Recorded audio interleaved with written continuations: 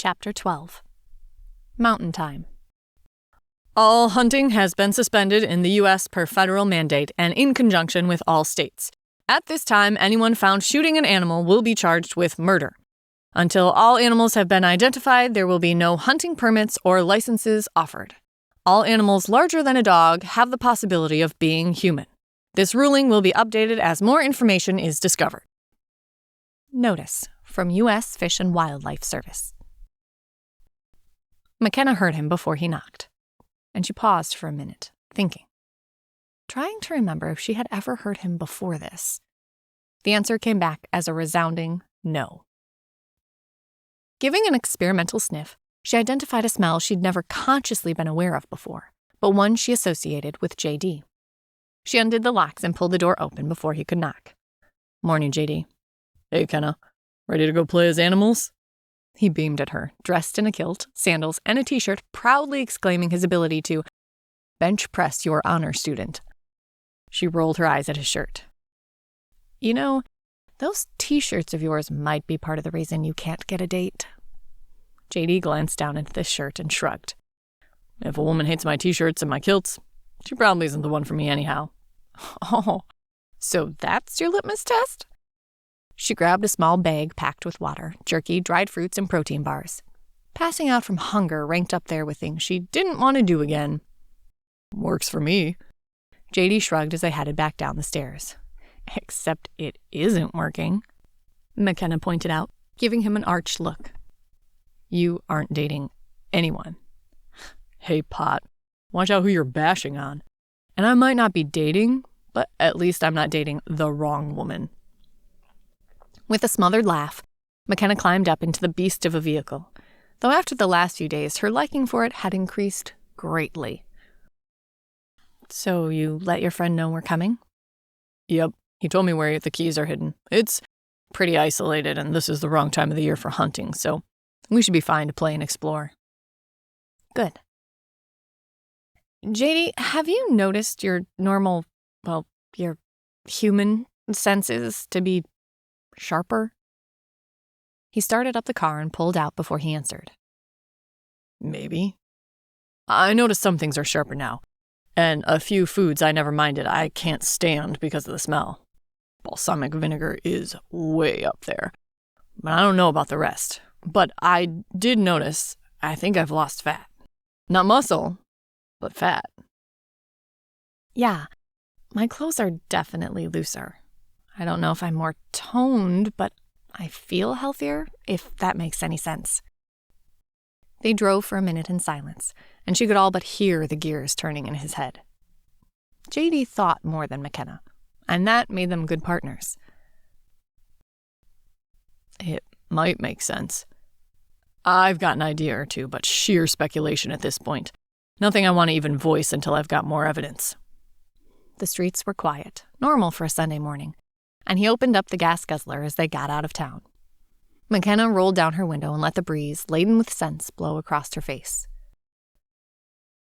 So, remember the mom from the bank? J.D. cast a lightning-fast glance at her, then back to the road. The one that became the big black cat? Jaguar, but yes, her. I'm pretty sure the events of that day have been engraved in my memory for all time. McKenna rolled her eyes at him. A yes would have sufficed? No, I'm pretty serious.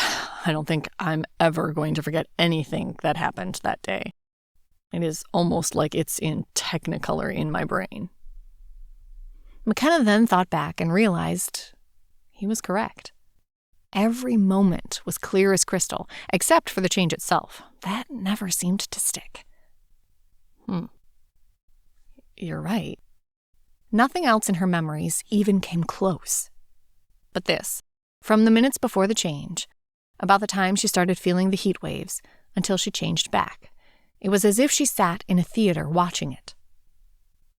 I'm not sure what that means, or doesn't mean. Me neither, but it has an interesting effect.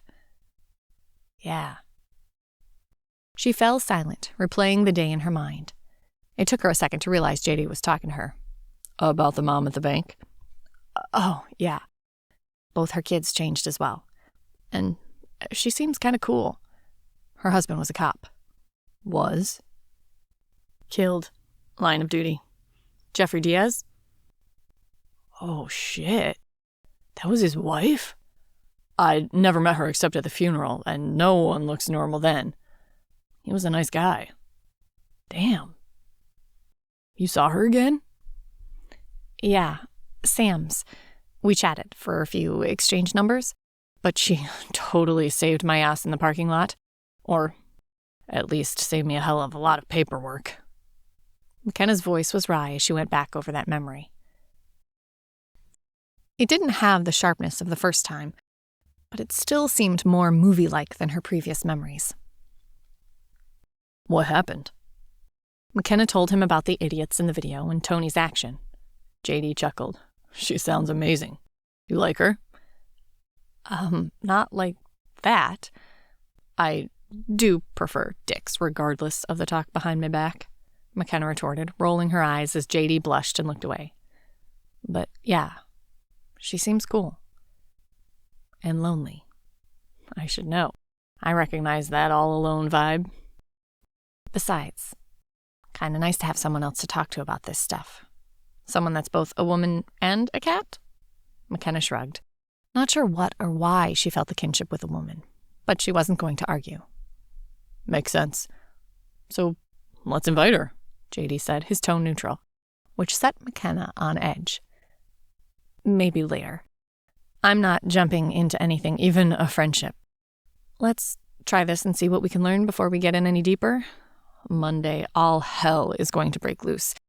We need to know what we're dealing with before we get blindsided. Agreed. We should be there in another 10 minutes. Any ideas to exactly what you want to do out there?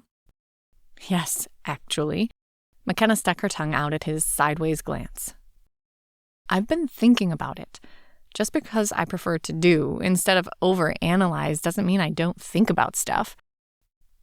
I want to see the range of my abilities. How fast I can run, move, attack. I want to see what else I can see or hear and make sure I'm fully in control of myself in that form. I'm still a bit weirded out by how well I seem to know how to use that body. I should be fumbling around and unable to do anything more than stagger. Point. I've been more focused on the physical changes, the calorie burn and what actually happens when you change to think about that. Yeah, granted, that's an issue too. Something was tickling at the back of her mind about that, but she couldn't pull it to the front. With a frustrated shake of her head, she moved her attention to the landscape, her mind trying to figure out how this new body would react with it. Changing in the country as opposed to the city would be different, right? JD turned his Hummer onto a gravel road that led through pines. It always amazed her how quickly the landscape in California could change from rolling grasslands to mountains in the space of a few miles. He pulled to a stop at a gate across the road with what looked like a combination lock and clambered out, his bulk making the Hummer rock a bit as he emerged. A minute later, the gate propped open. He pulled through. Once in, he got out to lock it again. Then they proceeded up the driveway. It was a nice area, trees, but still some clearings. A simple A-frame cabin stood up next to the tree line, looking like a big isosceles triangle with a door in the middle like a mouth. It was a typical A-frame cabin design, the sharp angles of the roof preventing any snow buildup, and they were easy and fast to put together. Come on, let me get the key and we can change in there and then go play. His voice had an odd note of half worry, half excitement. Her pulse spiked, and McKenna had to swallow past the sudden lump in her throat, but she got out of the Hummer, refusing to reveal her own conflicting emotions. She followed him into the neat interior. It came across as a vacation home, a place to disconnect from the world. She hadn't seen power cables or telephone cables coming in, and she checked her phone. Yep, only a single bar. That didn't really break her heart right now. She wanted a chance to be the animal and see what it could do. Take the bathroom. I'll strip out here. JD's voice was distracted, and she glanced at him to see him staring outside, a faraway look on his face, and she knew what he meant. Okay. She headed in, leaving the door ajar so she could get back out. The importance of thumbs had never struck her until all this. It took short work to strip, and then let the cat come forward, and it flowed into her, fitting in a way she would never be able to explain. A good stretch to snap her mind into this new body, and she headed out of the bathroom. JD stood there. Well, a bear stood there. The door open. He turned to look at her, chuffed, then padded out the door, his long claws ticking on the wood of the cabin floor. She followed, then turned to pull the door mostly shut with her paws. He had continued down the steps and headed towards the tree line. He moved in a slow, ponderous manner, but the power hiding there couldn't be missed. She followed, marveling at the scents wrapping around her and the sounds. Her ears darted every which way as she caught the sounds of critters moving around them and the birds in the foliage. McKenna realized her feet didn't hurt, and she took a minute to look at her paws. The thick pads softer, but more than enough to protect from where she walked. But she still made a mental note to make sure to avoid anything like stickers or anthills. JD stopped at a pine and reared up on his hind legs, and she felt a spurt of fear as his power went from unrealized to obvious. He lifted his paws and marked the tree up as high as he could reach. She'd have to come back later and measure it, but she didn't have any doubt it was over 8 feet high. He dropped down on all fours and turned to look at her. She shrugged and padded past him, heading into the forest. A tumble of downed trees caught her attention, and before she could make a conscious decision, she found herself bounding up them in a few expertly placed leaps and standing at the top, surveying everything. What in the world? How did I just do that? McKenna's mind spun as she processed that. Instinct? Thought equals action? Or something more? Another thing to file and think about later. JD stood below the mound looking up at her, and she swore saw him sneer at her. Maybe she couldn't read bare faces. She turned her back on him and looked around, and realized while her vision wasn't the greatest, her ears and nose were dumping a deluge of information, most of which she didn't understand. Smells that had meanings, but ones she didn't know. Sounds that she knew were prey she could snack on, but weren't worth the effort to chase right now. With a tail lash, she sank her claws into the dead wood and pulled. The wood shredded beneath her paws, and the tugging and stretching of the tendons attached to her claws felt so good. She did it again and again. The destruction and the stretching creating a feedback loop of pleasure. A chuff and a shake of the trees caused her to scramble for purchase. She looked down to see JD scratching his back against the pile she stood on, shaking it with his bulk. With a snarl of annoyance, she pounced. The hell am I doing? He's my friend. Her mental voice shrieked in panic, remembering what those claws had done to the bank robbers. She landed, but her claws didn't extend. Instead, she launched herself off his back in a smooth move that she knew damn well she couldn't have figured out how to do, but it was effortless. McKenna landed next to him, and he gave her a look she completely got. It had that, "What are you doing?" vibe to it. But she didn't have the slightest idea. Oh, thank you. I would have never shifted again if I had hurt him. Her heart and head pounded, but the stress and anxiety she expected weren't really there, just adrenaline and excitement. Her tail whipped back and forth, and she found herself sprinting towards a tree before she had actually decided to move. She hit the tree in a smooth move and bounced off to land in front of a small bush. Shuffling sounds from behind her indicated JD followed, though at a much more sedate pace. Giving in to the urge, McKenna just ran, springing off of logs and soaring over bushes. The feel of her muscles flexing and doing these leaps amazed her. She reveled in it for a bit, before enticing scents pulled her attention away. With a chuff of exasperation at herself, she came to a stop and lay still, listening to the sounds. She held motionless, not even letting the tip of her tail move, though that took actual thought. The soft sound of JD walking she isolated and dismissed, and focused on the new scents and sounds, listening to all the different noises and trying to identify them, then match up the scents. But she couldn't. Too many she just didn't know. McKenna narrowed her world down to the scents and sounds in front of her, so when a paw kicked her, she leapt straight up, coming down around snarling, hackles up to face a surprised JD sitting back on his haunches blinking at her. She hissed at him before she even thought about it, the desire to get away from this bigger predator lashing at her. He huffed back and stood up, slowly sniffing the ground where she had been sitting motionless. Oh. He probably didn't see me. He could smell me, but I bet he ignored that scent the way I ignored him.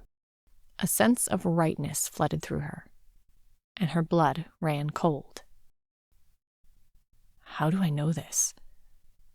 How do I know that's the right conclusion? It seemed to be a constant question lately, and she raced through her mind trying to figure out what had made that info seem right. But all she could find were logical pieces that all fit together. With a snarl, both mentally and physically, she shook her whole body, lifting her head and raising her lips to draw in scent, an action that both seemed weird and completely natural at the same time. More smells flooded her, and one of them had her saliva glands kick in. It smelled good, soft, sweet, and like it would taste delicious. I suppose I should know how to hunt. I probably won't get anything. The justification sounded good, and gave her a reason to slake the need to stalk, to hunt something.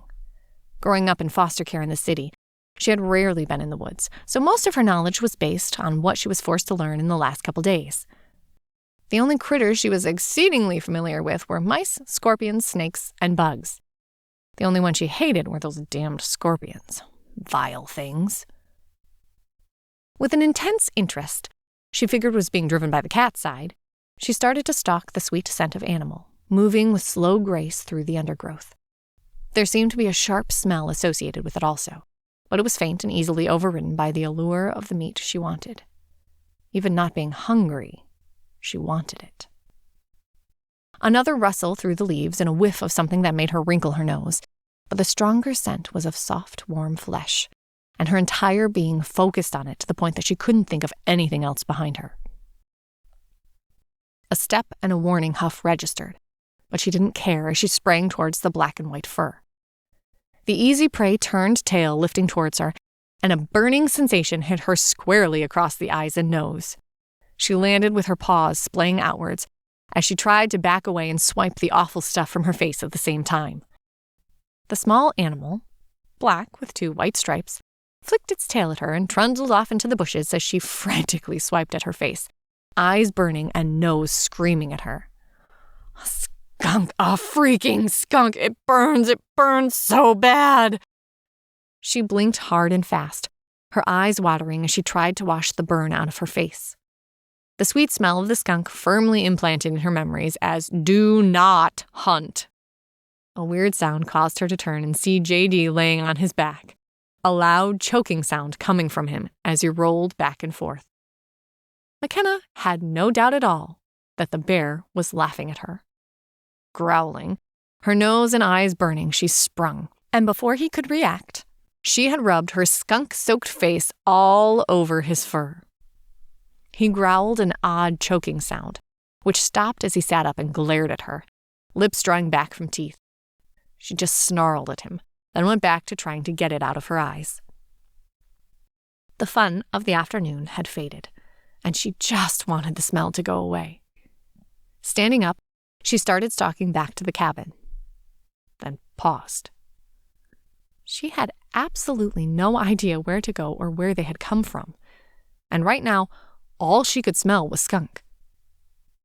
She turned and huffed at J.D., who still growled at her but stood up and started heading back to the cabin. McKenna followed, the odor of skunk coloring everything. But she noticed she could still hear everything, and her mind struggled to place all the sounds and plants. I'll have to study up on this, but once I know it, I seem to remember it. I'm never being tempted by sweet flesh again. Not that I could hunt anything right now. No animal alive is going to let me within 15 yards of it now. Her tail lashed nonstop as she moved after him, suddenly exhausted and just wanting to be clean. J.D. led her to a stream and growled at it with a jab of his claw on McKenna's side.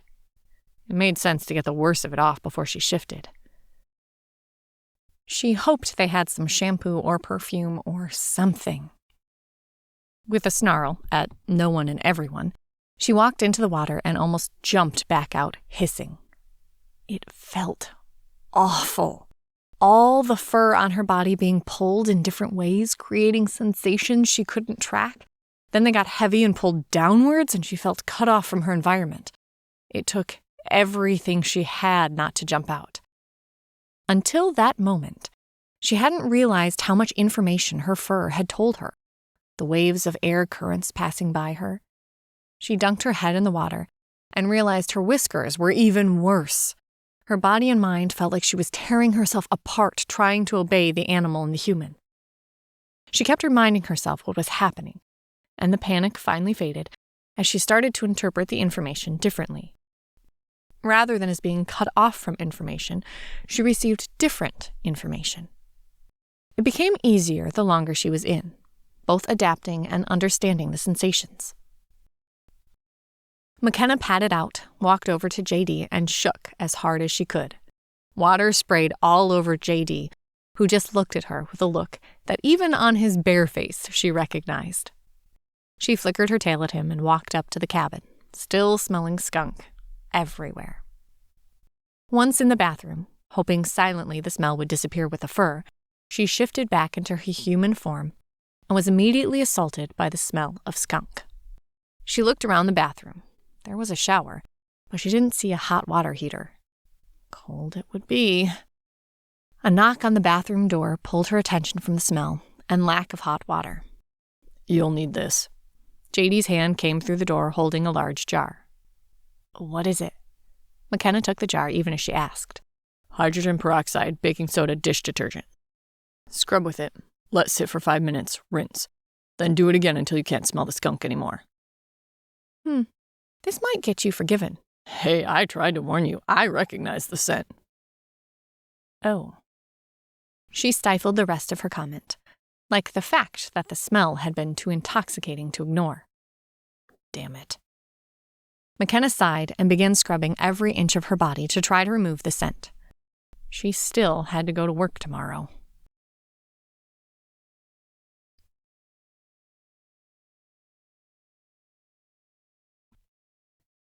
Chapter 13. New Reality. The announcement from the Pope yesterday is still causing ripples throughout the world. In his Mass, he stated, "God has created us all. If this gift expresses itself in children, it must come from the Creator, as he would not allow the devil to taint those still innocent." This statement is still being torn apart by everyone. In a stark contrast, a prominent imam has stated the ability to transform into a filthy animal is proof of Allah's grace fleeing those who do not believe. Experts are expecting a schism in the faith that may eventually end up redrawing the borders for the Middle East yet again. The effects of these two statements will be felt for years to come. Already, Egypt has become a refuge for Muslims who shift, its government supporting them. TNN News anchor. Monday morning, her alarm went off at 5 a.m., and McKenna rolled out of bed, wrinkling her nose at the still faint scent of skunk that remained. I swear that stuff won't come off for anything. Heaving a sigh, she headed for the shower, planning on scrubbing down again and maybe putting perfume on today. A flicker of something caught the corner of her vision, and she jerked her head that direction to see it, but nothing appeared strange. Frowning, she spun around slowly but saw nothing that didn't look like her normal, sane world. She shook it off and proceeded to shower, liberally using her sandalwood body wash, even if her newly sensitive nose wrinkled. It would be better than eau de skunk riding around the edges of her senses for the rest of the day. Dress uniforms had been requested for the day, as they would be meeting others, and the mayor and the governor were coming up from Sacramento to talk to them. Normally, she hated wearing skirts. But now with the shifter aspect, a skirt let her change much easier. McKenna froze as she realized how much she wanted this changing form to be a permanent thing. What happens if it goes away? A pang of loss, sorrow, followed that thought, and she shuddered, and instead focused on hair and makeup. Professional, she could do. With luck, Kirk would be pushed to the background. Walking out to her car, a practical sedan, she blinked as something floated across her vision. What the hell? McKenna blinked rapidly a few times, and the lines disappeared, but a cold chill ran down her back. A quick glance at her wrist told her she didn't have time to worry about this. In her car, she turned on the news, and terror wrapped around her heart even more as the stories started coming out of the speakers. Pulling into the parking lot, she saw J.D. standing next to his Hummer, his eyes locked on her car. As she got out, he strode over to her, his face grave. "Any idea about this?" "Not really. I don't know who else has changed. I don't know if this means everything changes or nothing. Halleck mentioned what they thought, but that was 2 days ago, and after listening to the news on the way in..." She stopped looking at him. "Yeah, I listened to the news too. People are freaking out." J.D. paused and looked at her. "Why aren't we?" McKenna shrugged and started moving towards the building. Being late never looked good. "Because we know we're still us, even with pause? It's everyone else having the meltdown, though after listening to what's going on in places, I'm not sure I'd let everyone know I could change." J.D. snorted. "I think that cat is out of the bag for both of us." Literally. They both chuckled a bit as they walked in, then slowed as the station fell silent around them. Every officer, ones they'd known for years and those they barely knew in passing, paused and looked at them. McKenna swallowed and fought not to move closer to J.D.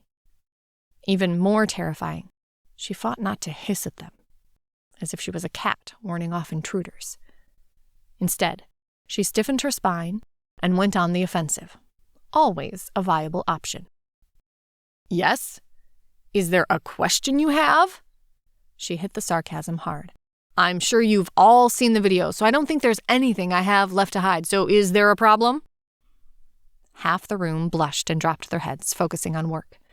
The ones that didn't, McKenna put those faces into memory. Their expressions ranged from fear and trepidation to hate. One glance from a woman McKenna couldn't put a name to immediately made her shiver. Lust. Pure lust radiated from her eyes, and sex didn't come into that lust. The strange tableau existed for an eternal minute before J.D. coughed and started walking towards the meeting rooms. McKenna moved too, a half step after him, and ignored the wave of relief when Anne Halleck stepped out of one of the rooms. "McKenna, J.D., come on in. We're waiting for 2 others." Her voice calm as she stepped back into the room. They followed, and the walls breaking the line of sight removed the feeling of having people stare at their backs.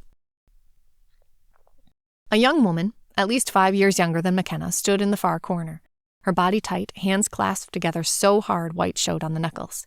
Her short brown hair was spiked up, and her arched eyes and dark caramel skin indicated Egyptian heritage. A symbol flashed across McKenna's vision. Weird thing. Ears and a pointed muzzle. It made no sense, but before she could focus on it, it disappeared. She blinked her eyes furiously, but the symbol didn't reappear, and she had to focus on what Halleck was saying. "Officer Kayla Mansour, this is J.D. Davidson and McKenna Largo." The girl's mouth half twisted in a smile. "Yeah, I know who they are. I think everyone does at this point." But she walked forward, offering her hand. "And nice to actually meet you, though." McKenna shook her hand and wondered if it was odd, or maybe the new social norm, to ask what she shifted into, but figured she'd wait until the others appeared. Anne looked up as 2 men walked in and nodded at them. "Gentlemen, please come in and take a seat. That goes for everyone. We're waiting for one more person. Here he is. Please take a seat," she said as a large black man walked through the door. Glancing at the men, symbols flashed in front of her face, and she blinked, throat going dry. This time she got a vague impression of what they were, but couldn't pull them out. Something like a paw? Please don't tell me I'm going insane on top of all this. McKenna clenched her hands together, so she didn't rub at her eyes. Looking like a raccoon would not help right now. She took a seat with Kayla on her left and J.D. on her right, as she looked over the newcomers. The 3 of them couldn't have been more different. A dark, stocky man with curly black hair over beige skin, wearing lieutenant bars, sat at the far end of the table, as Anne took the head of the table. The remaining 2 men sat on the other side, and McKenna inspected each of them, trying not to judge, though everyone looked very snazzy in their dress uniforms. The huge black man who matched J.D. in height, though was 100 pounds less, sat on Anne's right. He had an easy smile, and McKenna nodded at him. He wore a firefighter dress uniform, though, which struck her as odd, as she had thought they were only doing police officers. The other man radiated assurance as he flashed her a perfectly white smile, made even more striking with his Latino good looks and raven black hair. He came across as a lover boy, and she just nodded back as he turned the same charm onto Kayla. Anne cleared her throat, and McKenna changed her attention to the woman who pulled out a tablet. Ladies and gentlemen, thank you for attending.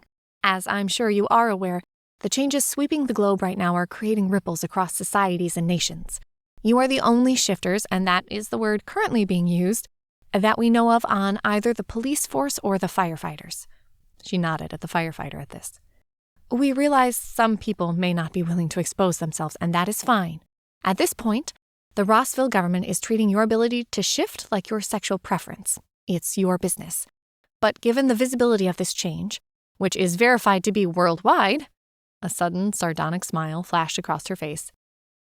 They even had someone stationed on Antarctica shift. McKenna couldn't stop the snort. That pretty much did make it worldwide, given how few people were ever on that continent. We don't want there to be issues, but you all have a better insight as to what it means to shift, what the ramifications of it are. Anne took a sip of the water in front of her, glancing at her tablet. Thanks to the information Officer Largo provided us, we, and by we I mean this police department and our higher-ups, are aware that your intelligence and awareness stay the same. However, people aren't going to know that or necessarily react as if you are a thinking animal. Watching the video of Officer Largo changing, I'm pretty sure I would have panicked and freaked out if she came towards me. We are working hard to train people, but frankly, you react at an instinctual level when a cat or a bear, she nodded at JD, comes at you. We want all of you to be our primary responders for any difficult shifter cases. You can at least comprehend what they're going through. However, you notice there are only 6 people in this room, and that is actually above the average. Right now, we should have had only about 3, but I'm not going to complain. Our goal was to have people on each shift to deal with shifter calls, but with this few, it isn't going to work. She sighed and shook her head. I'm getting ahead of myself. JD, if you would start, introduce yourself and give us some details. She nodded at JD, who McKenna just knew wanted to roll his eyes. But he didn't, though he did play with one of his smaller spinners to give his hands something to do. I'm J.D. Davidson, a patrol officer for the last 2 years. I did 2 tours in the Army, and I have a master's in criminal justice. As everyone has seen, I turn into a small black bear. The firefighter choked a bit. That was a small bear? J.D. shrugged. Yeah. As far as I can tell, weight stays the same, and I only weigh about 350. Full-grown brown bear ranges from 300 up to over 1,000 pounds. Moving the spinner from hand to hand as he talked, the urge to slap at it made McKenna grit her teeth. Oh. The words came out small, and the man looked at JD with a kind of wariness that made McKenna want to scream. But she didn't. She just smiled and started to speak. As you all probably know, I'm McKenna Largo. I've been on the force a bit over 3 years. I have a bachelor's in CJ, and obviously, I turn into a cougar or puma, depending on your culture. She left it at that. After all, they had all seen her buck naked, and from the leer on the Latino's face, probably more than once. Kayla cleared her throat, and McKenna could hear her swallow hard. I'm Kayla Mansour. I've been an officer here for 6 months. I'm still on probation. I'm 25, and I, turn into a jackal. Her voice dropped a bit, and McKenna saw her clench her hands together to stop the trembling. What has her so terrified? The question bounced around her head even as she turned to listen to the lieutenant speak. I'm Larry Canolia, a lieutenant over in homicide. I've been a cop for 20 years, 10 here in Rossville. I'm having issues with all of this, being a devout Catholic, but I'm not making any decisions yet. For what it's worth, I turn into a boar. Granted, it's a huge boar, but I'm not a cat or a bear. He fell silent with a shrug, and McKenna realized she needed to pay more attention to religion. It hadn't really occurred to her that some people would have conflicts. Her eyes darted back to Kayla in her overly tense frame. I guess that means I'm next. I'm Raul Hernandez. I've been here 5 years, single, enjoy a good pickup game in line, and I turn into a hyena." His mouth curled into a moue of distaste. "And this whole thing is fucking crazy. Excuse my language, ladies." He smiled at all the women, and McKenna fought to keep a straight face at his player attitude. The big firefighter shifted in his seat. "I guess that leaves me. I'm William Johnson, and as you can tell," he waved at his uniform, "I'm not a cop. I've been with my team for 5 years and a firefighter for 8. Honestly, I doubt I'd be here if I hadn't changed while on shift and had it witnessed by damn near everyone in the station. I turned into a wolf. A huge one from the pics they took after they quit freaking out." He half smiled at that memory. "When they asked about shifters, my captain told me to come." He fell silent and sat back a bit, seeming to shrink in on himself. "Now that we all have names to go with people, here are our thoughts. McKenna, I know this is uncomfortable, especially given the content of the video, but at this point, you are one of the most recognizable people on the face of the earth." "Wait, what?" McKenna interjected. The comment made no sense, and she couldn't get that idea into her head. Anne glanced at her, arching an eyebrow. "I take it you haven't looked at your video?" "Gods, no. Why would I want to do that?" The words blurted out before she could consider the political weight of them. Hollick snorted. "Well, at this point, it's been viewed over 5 billion times. You've broken most counters." She felt like someone had hit her in the chest. Her brain locked down, and she couldn't speak. "McKenna, we need you and JD back. We can't afford to not have you out on the streets, being our visible face. As such, the investigation has made some shortcuts. The board over the weekend viewed the video, your dash cam, and the bank security cameras. The consensus is that you acted as appropriate given your unusual situation. With this information, we're clearing the case.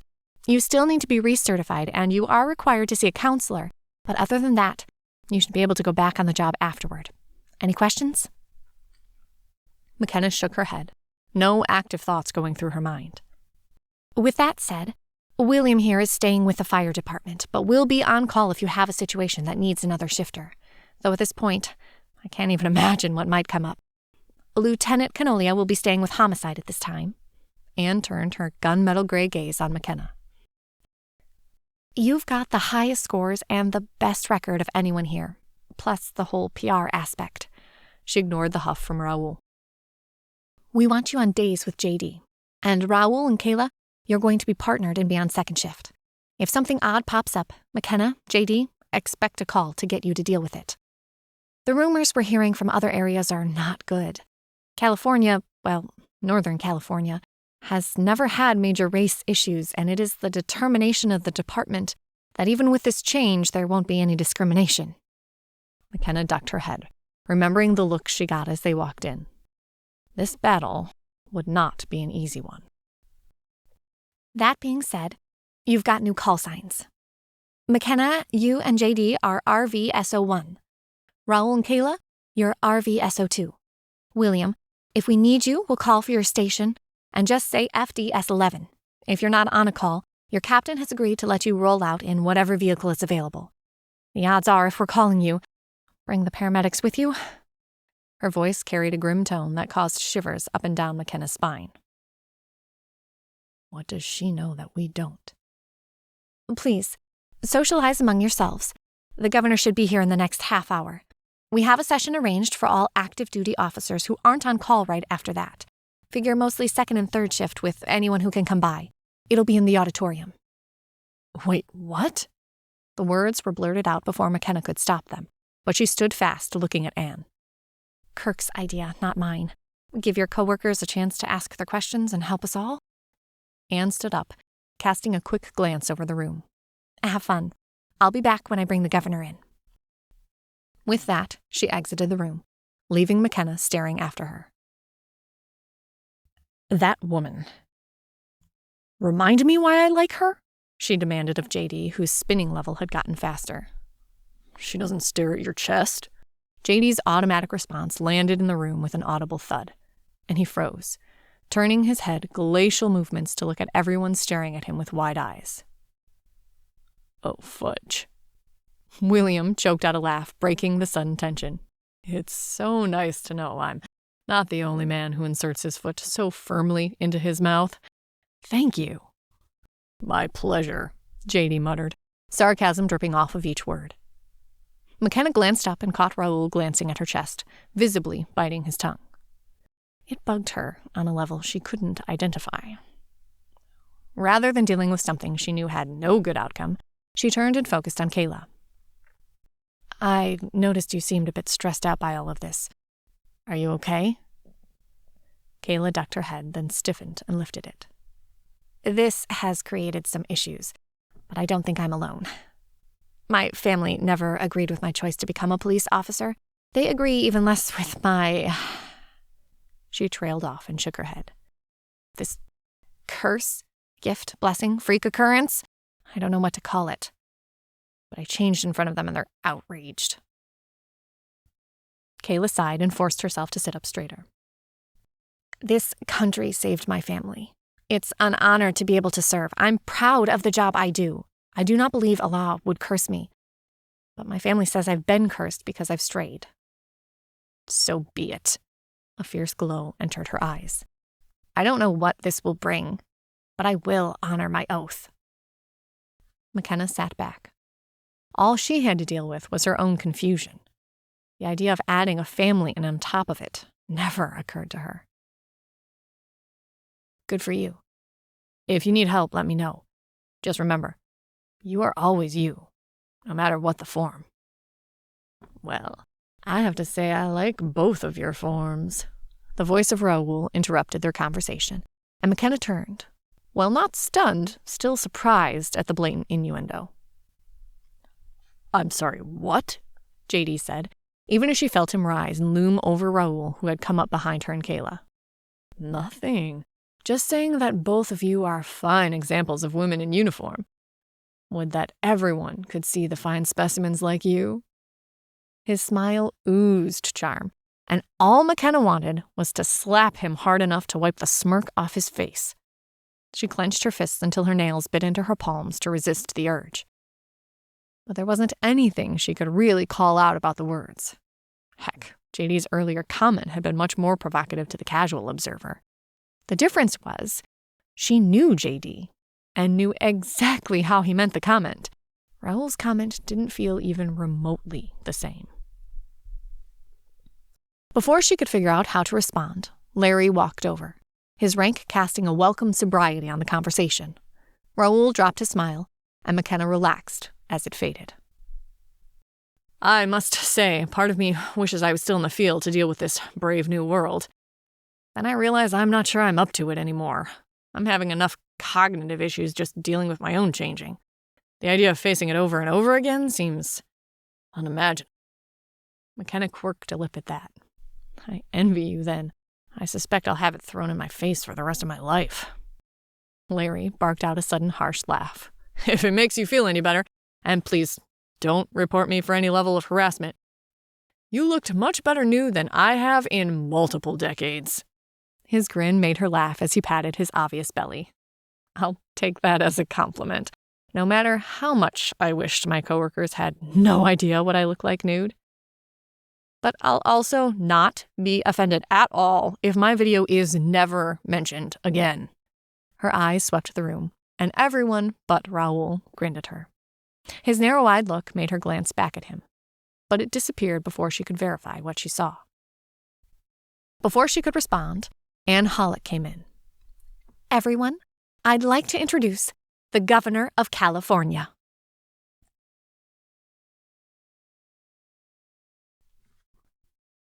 Chapter 14. Showing Off. More and more people, some stars in the public eye, and even a few politicians have come forward to prove they also have the ability to change. One of the interesting things has been a few people who shift into animals that haven't existed with humans for over 30,000 years. An NFL linebacker changed into a homotherium cat that went extinct over 25,000 years ago. No one has come forward with any suggestions as to what it means. The NFL player has refused all requests for interviews about this. ASPN, All Sports News Channel. The meet and greet with the governor went fine. Boring, but McKenna hadn't expected anything else. What had her stomach doing backflips was facing her peers in an informal Q&A session. "I think I'd rather face the reporters again," she muttered to JD as the 6 of them headed to the auditorium.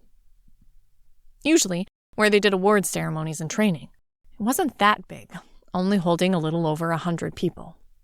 She stumbled as she walked in.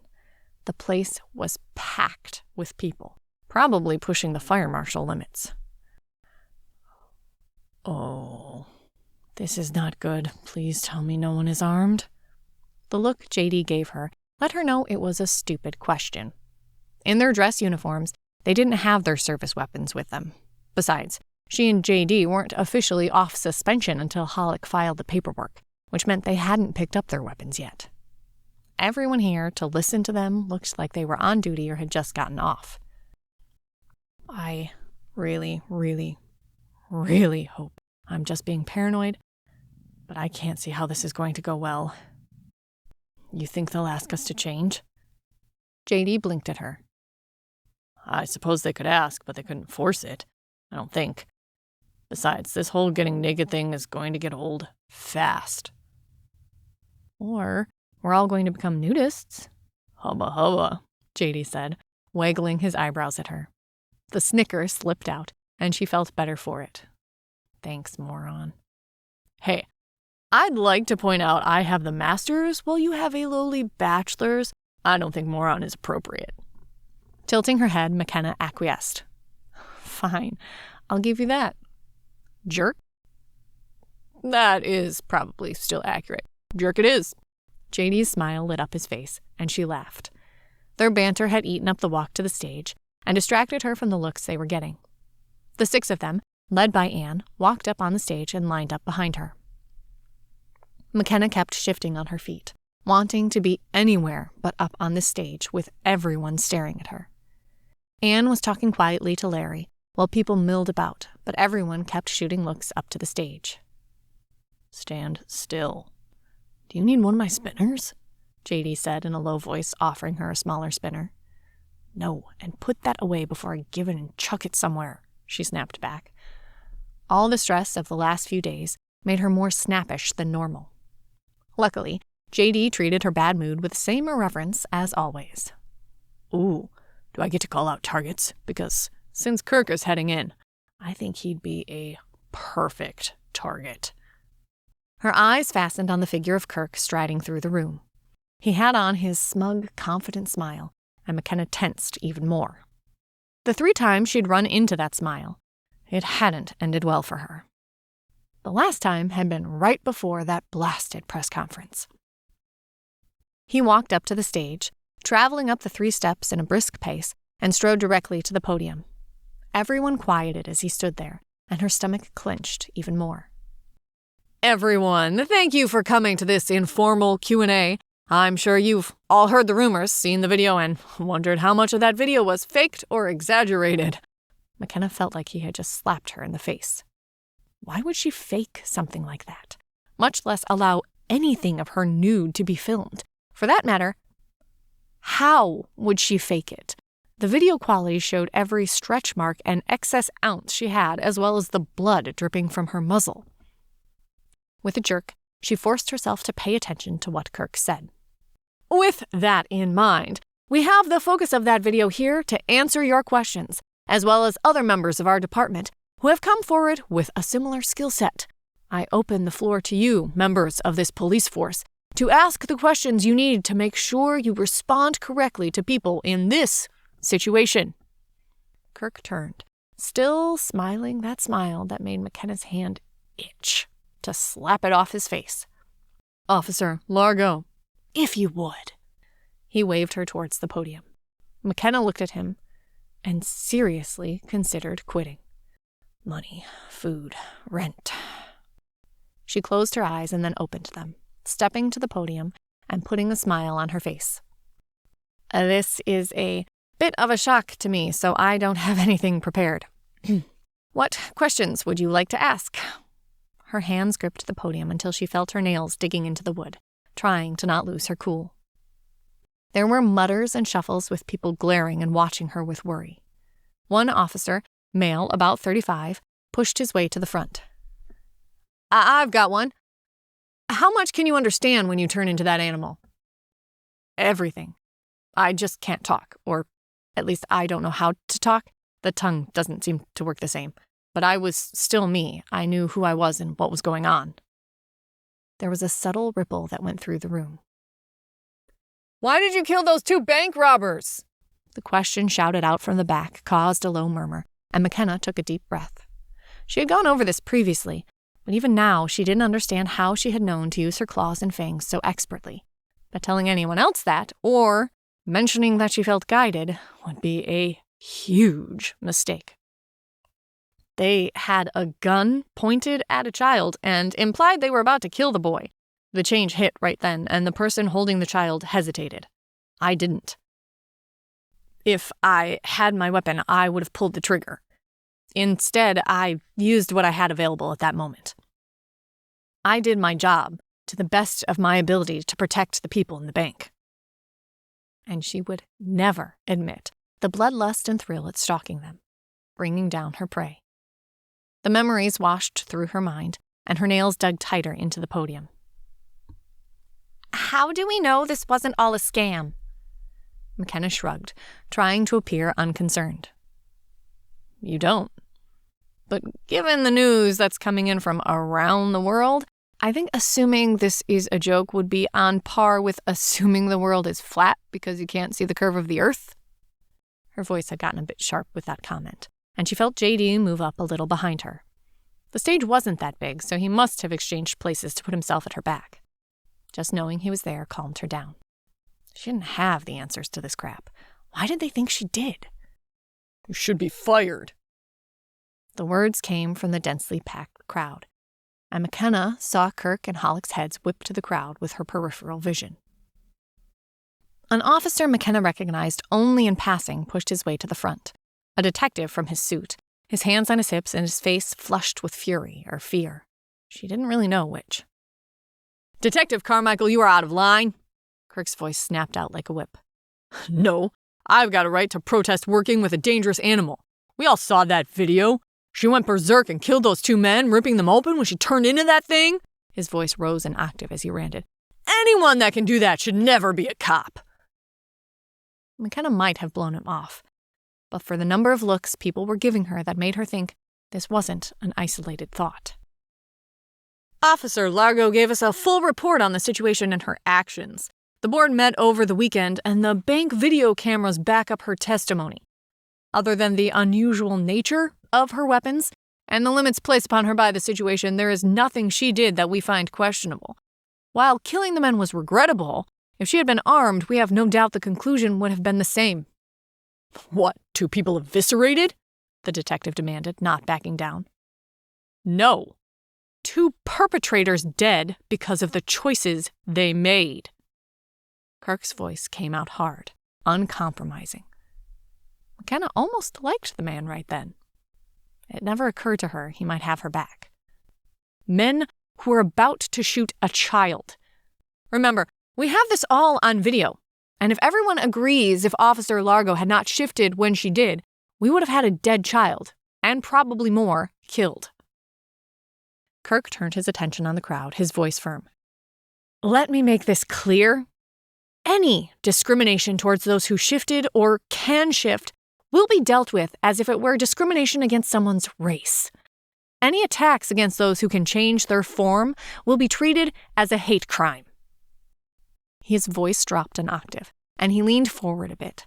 His eyes latched onto the detective's face. And if I hear of any member of my department acting in a way that would foster resentment or hostile work conditions for any other officer, I will have that shield on my desk before they know what happened. Have I made myself clear? Yes, sir. The words were muttered, but the man didn't look away, and McKenna saw a hint of regret flash across his face. Kirk lifted his gaze and ran it over the audience. I assume my words are very clear. This has been discussed with the mayor and the governor. As far as we are concerned, this is no different from their religion or skin color. There is no discrimination based on this. Now, are we setting up a special group with these officers? Yes. Is this special treatment? Only in the same way we pull in women to deal with female rape victims and pull in people of the same faith when there has been a faith-based hate crime. Not because those people are somehow better or special, but because they have an instant level of rapport with the victims. That is what we're doing with this group. As far as I'm concerned, nothing else has changed. If you have any issues, please feel free to come discuss them with me. The wolfish smile was back, and this time he showed all his teeth. For once, McKenna was glad to see it. This Q&A is dismissed, Kirk ordered, and McKenna sagged a bit against the podium where she had a death grip on it. You okay? JD's low voice sounded in her ear. Yeah. She watched Kirk stride off and frowned. Now I am really worried the world might be ending, though. Oh? Why's that? I actually respect the man now. JD gave a choked laugh, but she noticed him turn his head to watch Kirk too. Yeah, me too. They broke off the conversation as Kayla and Raoul came over. Larry had pulled Anne aside and they were talking quietly but with sharp gestures that left no doubt as to the intensity of the conversation. William had drifted over to talk to a few EMTs off to the side. Am I going to face that? Kayla's voice was soft. I choose to give up my hijab to try to blend in. Is this going to make me stand out again? So many people make assumptions because of my heritage already. Probably. And don't give up your hijab if you don't want to. You're allowed to wear it. Kayla shrugged. I know, but it restricted my vision too much in some situations, and I'm not willing to wear it while in uniform. She sighed and moved back and forth a bit. I have to meet Allah on my terms, and I'm okay with my own choices. She rubbed the back of her neck, looking at the ground. This scenario is not one I've prayed about until recently. McKenna grinned at Kayla. She enjoyed her quiet strength. Then you'll be fine. People are assholes everywhere. And some of us appreciate women in all their variations and would never want to see any so pretty discriminated against. Raoul's too smooth voice reminded McKenna of his presence. Kayla blushed at his words, but McKenna looked him over, trying to figure out his game. But then, some women are always the center of attention. His voice held a hint of snidiness as he shot a glance her way. She didn't even stop the roll of her eyes this time. If you'd like the attention, please, feel free to strip, walk down Main Street naked, then shift into a hyena. I can promise you'll have all the attention you can want. Her smile featured most of her teeth, and she saw him start to shift his weight forward, then catch himself. True, but I don't think the department would approve of that level of undress from me. He capped the comment with a subtle leer that had McKenna's nails itching to turn into claws. Before she could respond, and she didn't know if that was a good or bad thing, William walked over, followed by 3 EMTs, 2 of which were women. Officer Largo, these are a few of the paramedics I work with, and we were discussing the change and what it means for medical support, and they have a question. A large woman with long, dark brown hair, tattoos, gave her a wide grin, striking against her on her rust-colored skin. I'm Mary Three Rivers, and what Bill means is I have a totally inappropriate request.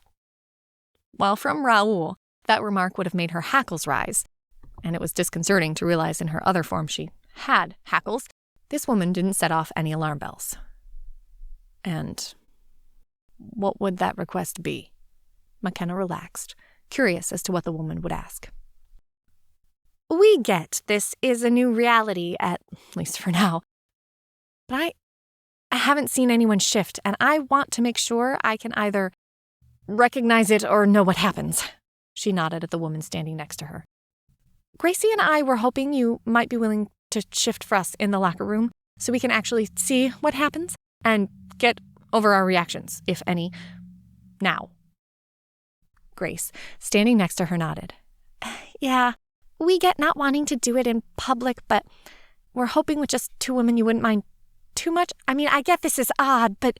She trailed off. "They what?" "Well, okay. Yeah, the video was good, but it makes it distant. And they do need to know not to freak out if they see it.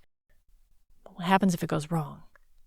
"I hate logic." McKenna snorted a laugh, frustrated more with her own thoughts than anything else. Sure, it is a valid point, but I hope no one is going to think I'm making a habit of this. Come on, and I'll strip for you," she said with a sigh, but shivered a bit at the leering look she caught from Raoul. "That isn't a bad idea," JD said, looking at the other EMT. "I'm willing to offer up my body if you need me to." The man blinked and grinned. "That'd be great." "You mind if I watch?" William asked a bit diffidently. "I mean, I've shifted, but I don't really know what it looks like from the outside. And besides, it hurts like crazy." JD shrugged. "The first few times, but afterwards it really doesn't. It just feels like a weird stretch." Everyone there paused and looked at them. "You've done this multiple times?" Kayla asked, her voice hushed as she glanced around them. JD and McKenna exchanged a look, and then both of them nodded. "Sure." McKenna's voice was calm as she looked over the shocked faces. 4 or 5 times? "May I watch also, Officer Largo? I've been too scared to shift again." Kayla's voice could barely be heard over the general noise. McKenna nodded. "Sure, not an issue." She turned and headed to the locker room, pulling out her phone. 5 pizzas? Better make it 6. At least 2 carnivored and add some cheese bread for me, please," JD said as he walked alongside her to the locker rooms. "Who are you feeding, an army?" Raoul mocked even as he followed. JD turned, shooting him a look that must have been intimidating, given that Raoul faltered a step before starting to swagger again. "If you'd changed since, you'd have realized that you burn calories like crazy. Food afterwards is almost mandatory." McKenna nodded. "Yeah, I've lost about 10 pounds in the last few days. Nice, but weird." She put in the order and set it to deliver to the station ASAP, with a note for JD only to pick up. She figured the desk sergeant might steal a slice, but he wouldn't let anyone else take the boxes of calories. Mary and Gracie looked at her. "You've lost weight?" "Yep, clothes aren't as tight anymore." "Huh. I think I just became very jealous." "Don't get too jealous. This keeps up and my food bill is going to be more than my rent," McKenna said as she paused at the 2 doors, one labeled men, the other women. "Well, everyone who wants to see me naked, come on." She turned and headed towards the locker room.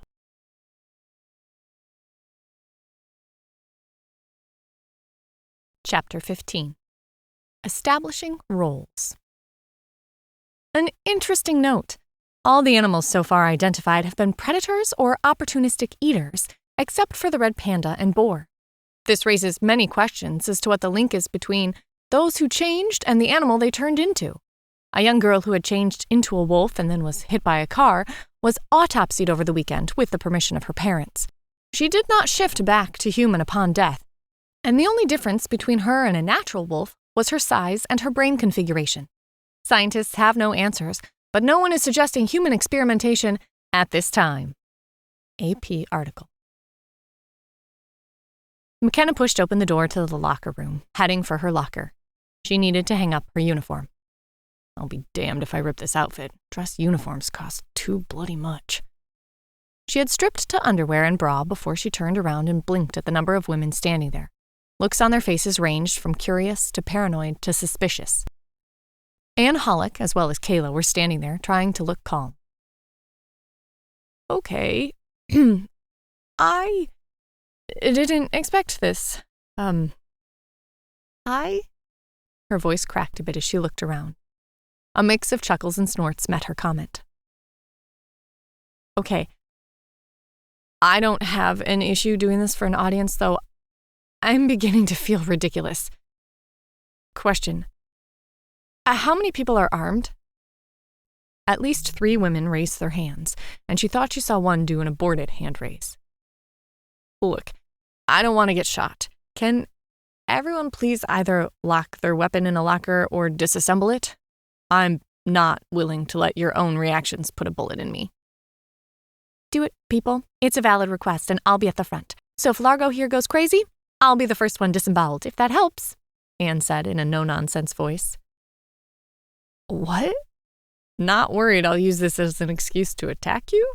McKenna asked, mostly teasing, but also curious as to how Anne would respond. Please, if you wanted to attack me, it would have been a long time ago. You like me. Admit it. McKenna laughed and felt relief at the low chuckle running around the room. Two put their guns in lockers and clicked them shut. Others, with quick, expert motions, disassembled their weapons, laying them on benches. She inhaled, trying to soothe her nerves. Other than the first unexpected time, no one had watched her change. Anxiety rippled up and down, but she pushed it down, pulled off her bra, and stepped out of her underwear. And once again, I'm nude in front of people. How did this become my life? What happens if you leave it on?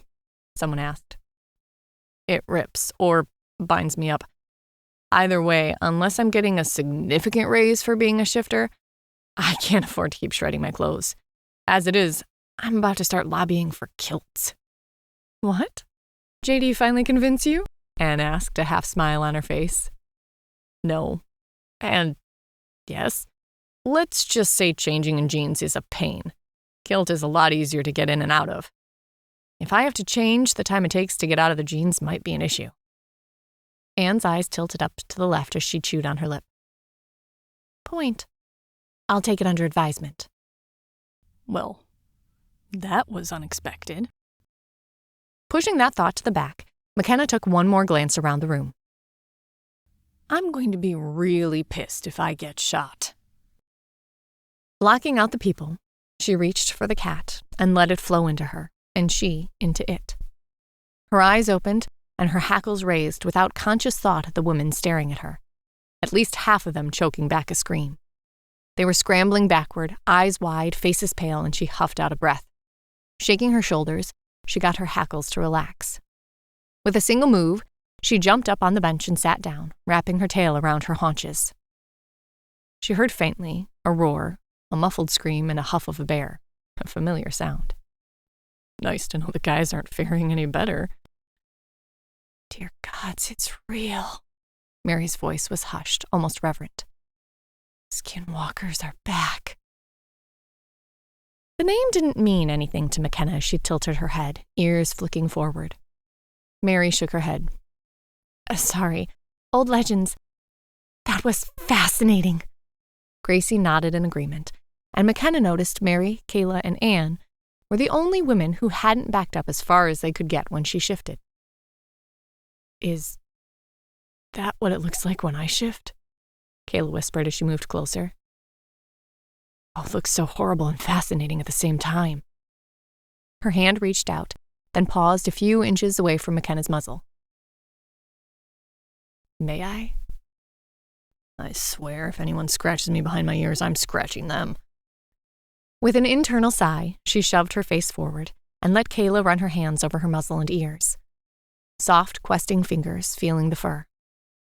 McKenna realized she had no idea what her own fur felt like to human fingers. Kayla pulled her hand back, rubbing her fingers together. Thank you. That was amazing. McKenna, may I do a basic safety exam of you? Mary asked as she moved slowly over to her. A basic safety exam was a pat-down to make sure there were no broken bones, lacerations, or pain from the victim. It was a valid request and no more invasive than a basic pat-down she did on people. With a half-rumbled purr, she stood up on the bench and heard gasps around the room. But no one had reached for a weapon that she saw or put one back together. With the enhanced hearing as a cat, she would have heard the clicking if anyone reassembled their weapon. Thank you. There was an odd, reverent quality in Mary's voice, and it rippled through McKenna, making her grasp at an idea that slipped just out of her mind's grasp. Strong, firm hands slid over her body, impersonal and efficient. In a minute, Mary stepped back and nodded. It's all real. You're a cat. Gracie almost whispered the words, her eyes wide as she watched. Anne laughed. Well, I really didn't have any doubt about it after the video. But I will say, seeing it in person has a visceral intensity I didn't expect. Her voice seemed shaky, and McKenna decided she'd had enough show and tell for the day. Resisting the urge to sink her claws into the bench, she called herself back, the human her, the one with fingers that could speak. Her body moved, and she tried to pay attention to the way her body shifted and reformed, but it was like trying to pay attention to water across your skin. You got the general sensation, but weren't able to pull out specifics. Standing there, human once again, she stretched, making sure everything worked the way it should, and started pulling clothes back on. Thank you for this, really. I know it had to be uncomfortable and embarrassing, Mary said, as other women grabbed their weapons and headed back out, the discussion low but fervent. Then why did you ask? The words almost slipped out of her mouth, but McKenna managed to focus on buttoning her shirt instead. I think it helped in multiple ways, so not a big deal. I have to see what JD experienced with men. You were gorgeous, you know? That didn't make any sense to McKenna, and she paused, tying her shoes to look up at Mary. Only Kayla, Mary, and Anne were still there, and Anne tilted her head a bit at that comment. Thanks? McKenna wasn't sure what to say. She'd been hit on by women before, but this really just seemed odd, and she had no idea how to respond. Oh, no, sorry, not hitting on you, Mary blushed and shook her head, clarifying.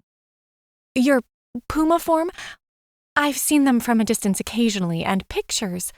I had just never realized how stunningly gorgeous they were.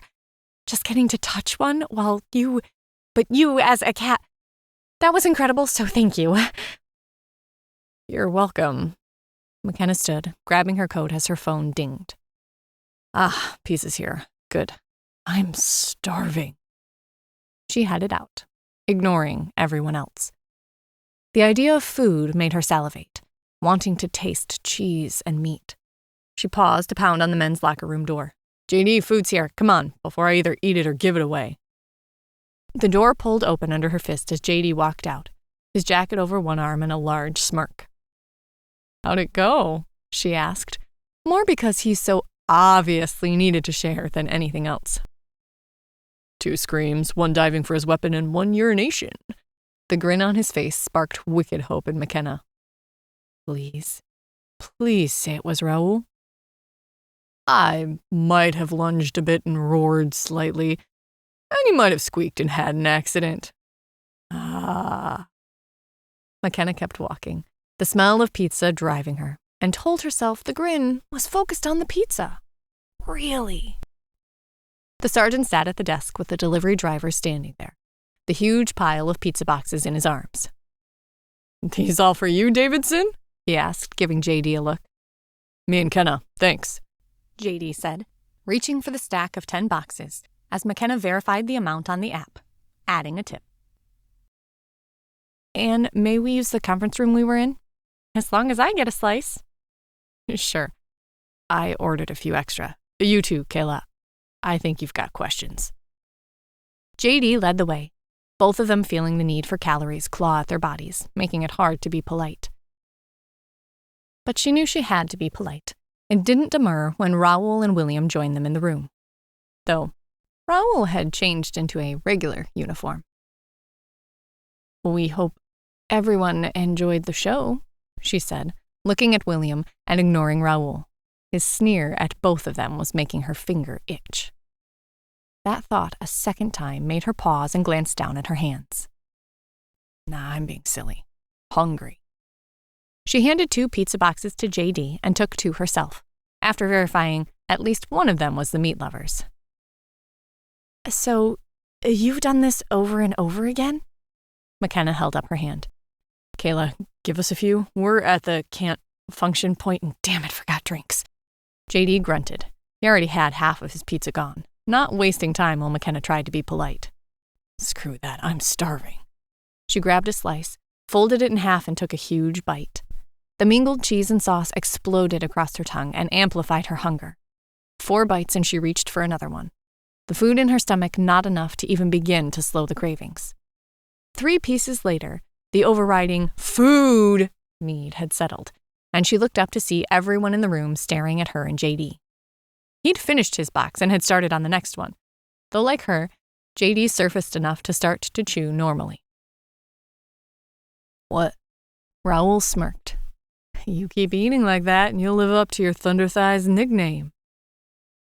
McKenna froze.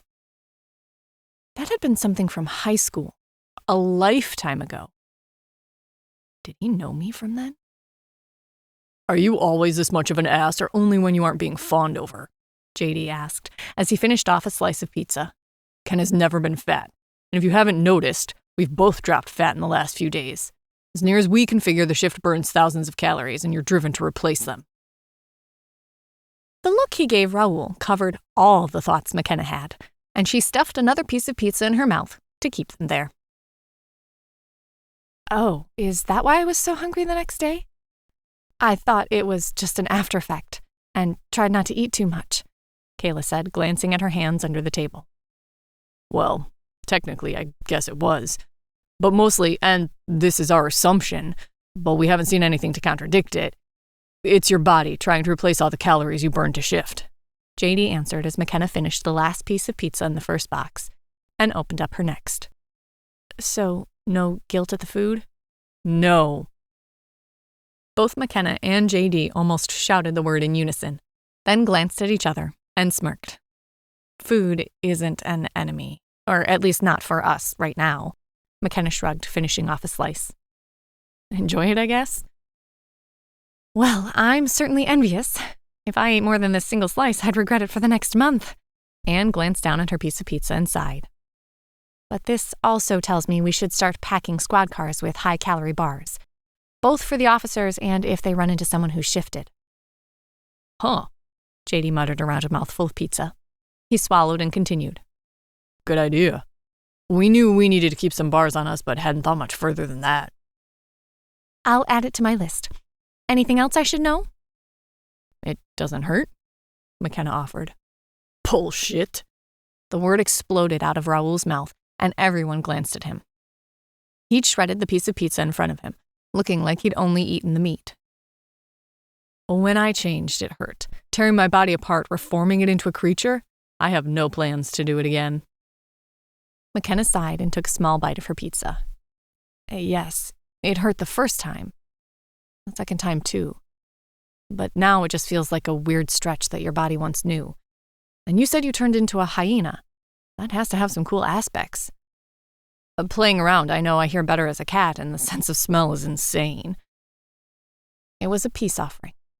She still had to work with him. But McKenna made a point of not mentioning that she had noticed her human body performing better in those areas, too. No sense in giving away everything.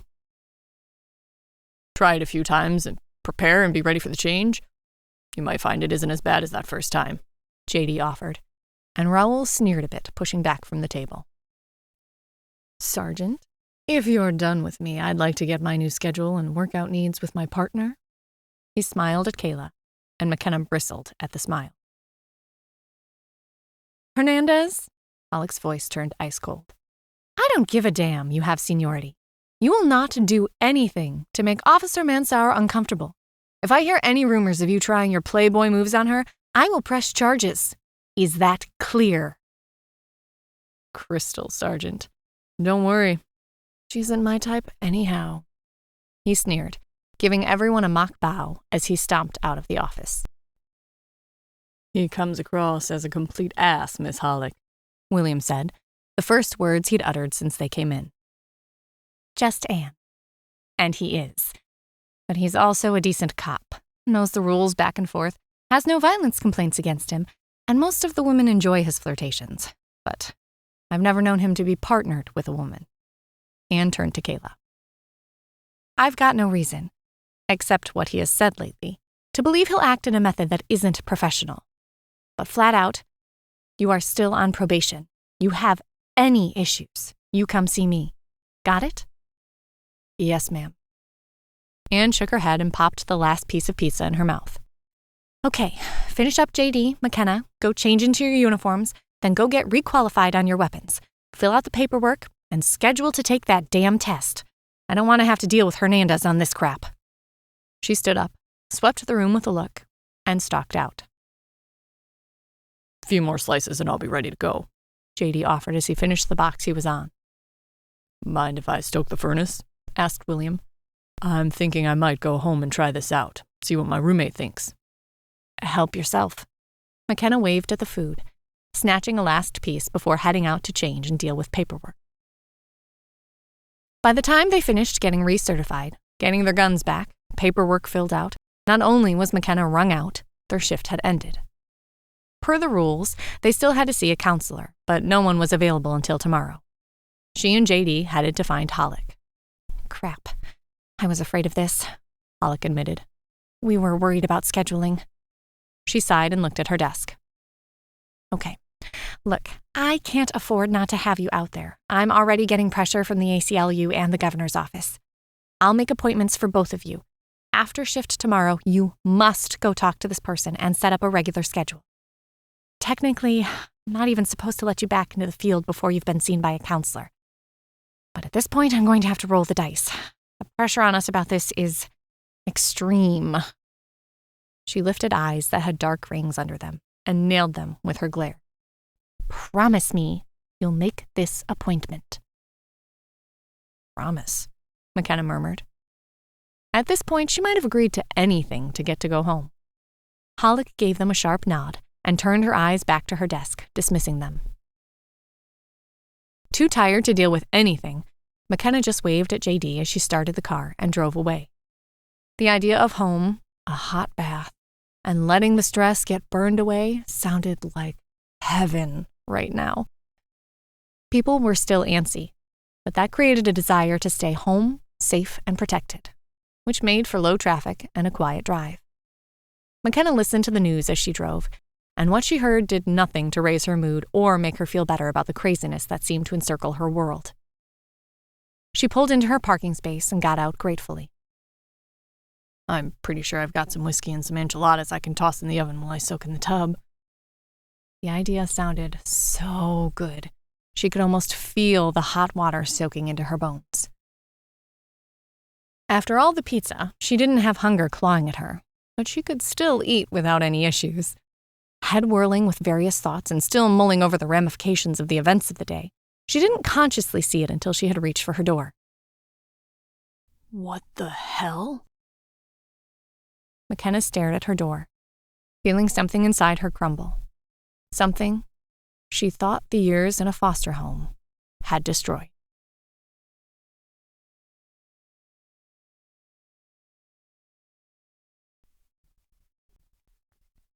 Chapter 16. Home Life. "Most people have returned to normal. The markets are back open and life is slipping back into the shape we knew. But here in Rossville, where we know the cops can change, are we safer or in more danger now? Can an animal control itself? We all hear stories of police brutality. How will that be exacerbated now that some cops will always have weapons? Do I want an animal living next to me? No way." Caller on Harvey Klein radio show. "This is so great. We have people with real-life superpowers and they aren't scared to use them. The only thing I'm sad about is I'm not lucky like they are. They will help change us for the better. I just know it." Caller on Harvey Klein radio show. McKenna's door had a pile of shit in front of it. Smeared over the knob and written in something that smelled like menstrual blood was the word animal, and lower down, get out. Slow, deep anger and rage welled up in her, and she felt the cat coming to the forefront. With an internal snarl, she pushed it down. Focusing on her breathing, she analyzed what she would need to clean it up. She didn't allow anything else to cross her mind. Going back to her car, she pulled out latex gloves from her emergency kit and some bleach wipes she kept just in case. Cleaning off the knob, she let herself in, got the rest of the supplies, and set to cleaning up her door. She listened as she cleaned. The entire complex was silent. No one played music. No one talked. And she could hear everyone listening for her response. So be it. Once her door was cleaned up, she shut and locked it, threw food in the oven, and drew a bath. With a glass of whiskey in one hand and her phone next to her, not on mute, she sank into the tub and let everything wash over her. Raoul, the governor, Kayla, her job, and now this. Listening to the news hadn't provided any sense of things getting better. She sipped the whiskey and thought about the obvious message being sent with the scene at the door. The question was, did she want to fight or just walk away? Damn it, I thought I had friends here. The kids usually smiled and waved. I helped if someone needed it. I mean, no one came over for drinks, but I'm not that type of person. I work, I come home, nothing else. The utter truth of that statement rocked her. And she took a larger sip of whiskey, and it went down the wrong way, leaving her coughing and choking. It took a minute to get the whiskey out of her lungs, and she sat back wheezing. I need friends. I need a life. She thumped back against the tub and tried to figure out what the hell she wanted to do about all of it. Her nose told her food was done before she had figured out any answers to her questions. Slipping on a long t-shirt, she dished up the food, then sat in front of her desk, her out-of-control email blaring at her with a number with 6 figures.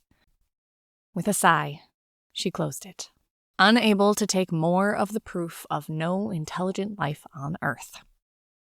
Instead, she pulled up a document and started listing things on it. I need a social life. Do I care about this place enough to stay?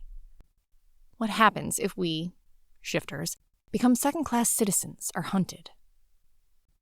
What do I want? That last question taunted her as she ate mechanically, her mind considering it over and over again. JD. And that was it. She didn't have any other friends. She pulled out her phone and looked at the lone text message she'd sent herself from Tony's phone, then shrugged and started to type. After all, what did she have to lose? Hey, Tony, it's McKenna. Wanted to check and see how everything was going. The message blinked, then sent, and she put the phone down and thought about the door again. She understood fear, then figured this would blow over after a bit, and when people quit panicking. What if it didn't? That worry ate at her. A ping from her phone had her heart racing. She picked up and smiled at the words. Hey, it goes. Munchkins are driving me crazy, but that's normal. I'm headed out the door to work, so I won't be able to talk much. McKenna glanced at the clock, frowning. Now? Yep, work nights. I'll talk to you later. Dinner or something? Be nice to talk about this weirdness. Agreed, I'll see. Enjoy work. The words came easy. Maybe this friends thing wasn't as hard as she had made it out to be. The simple conversation did much to improve her mood, but the housing situation still needed consideration. Checking finances and credit score left her a bit more secure in what she might be able to do, but she wasn't doing anything right now. Her phone rang and she sighed as the number appeared without a name. She hit decline and let it go to voicemail. Right now, she refused to answer any calls that didn't come from people she knew. The voicemail indicator popped up a minute later, and with a sigh, she hit play. Get out, bitch. You aren't wanted here. We don't want to live with animals. The message ended, and McKenna didn't even feel offended. Just deeply tired. I can get all pissy about this, track down who did it, make a fuss, or... Her thought trailed off, and she looked at her phone for a long time. Then pulled up the computer and did 2 things. She made a new email account and sent it to JD and Anne. Then she logged into her bank and started the processing to be approved for a home loan. It might be time to try to take charge of the drama in her life, at least the parts she could control.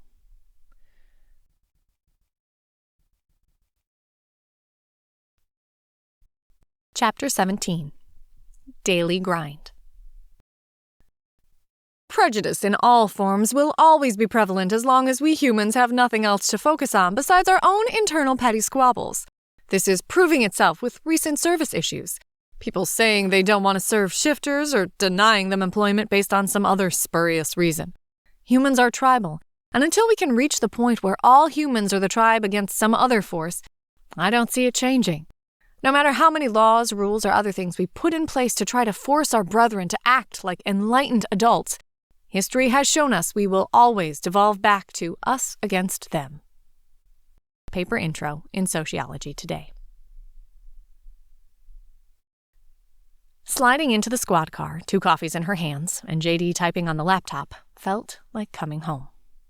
"Lucy, I'm home," McKenna crooned as she handed JD his coffee. JD took the cup, not looking up from the laptop as he responded, "Ricky, what happened to you? When did you get boobs?"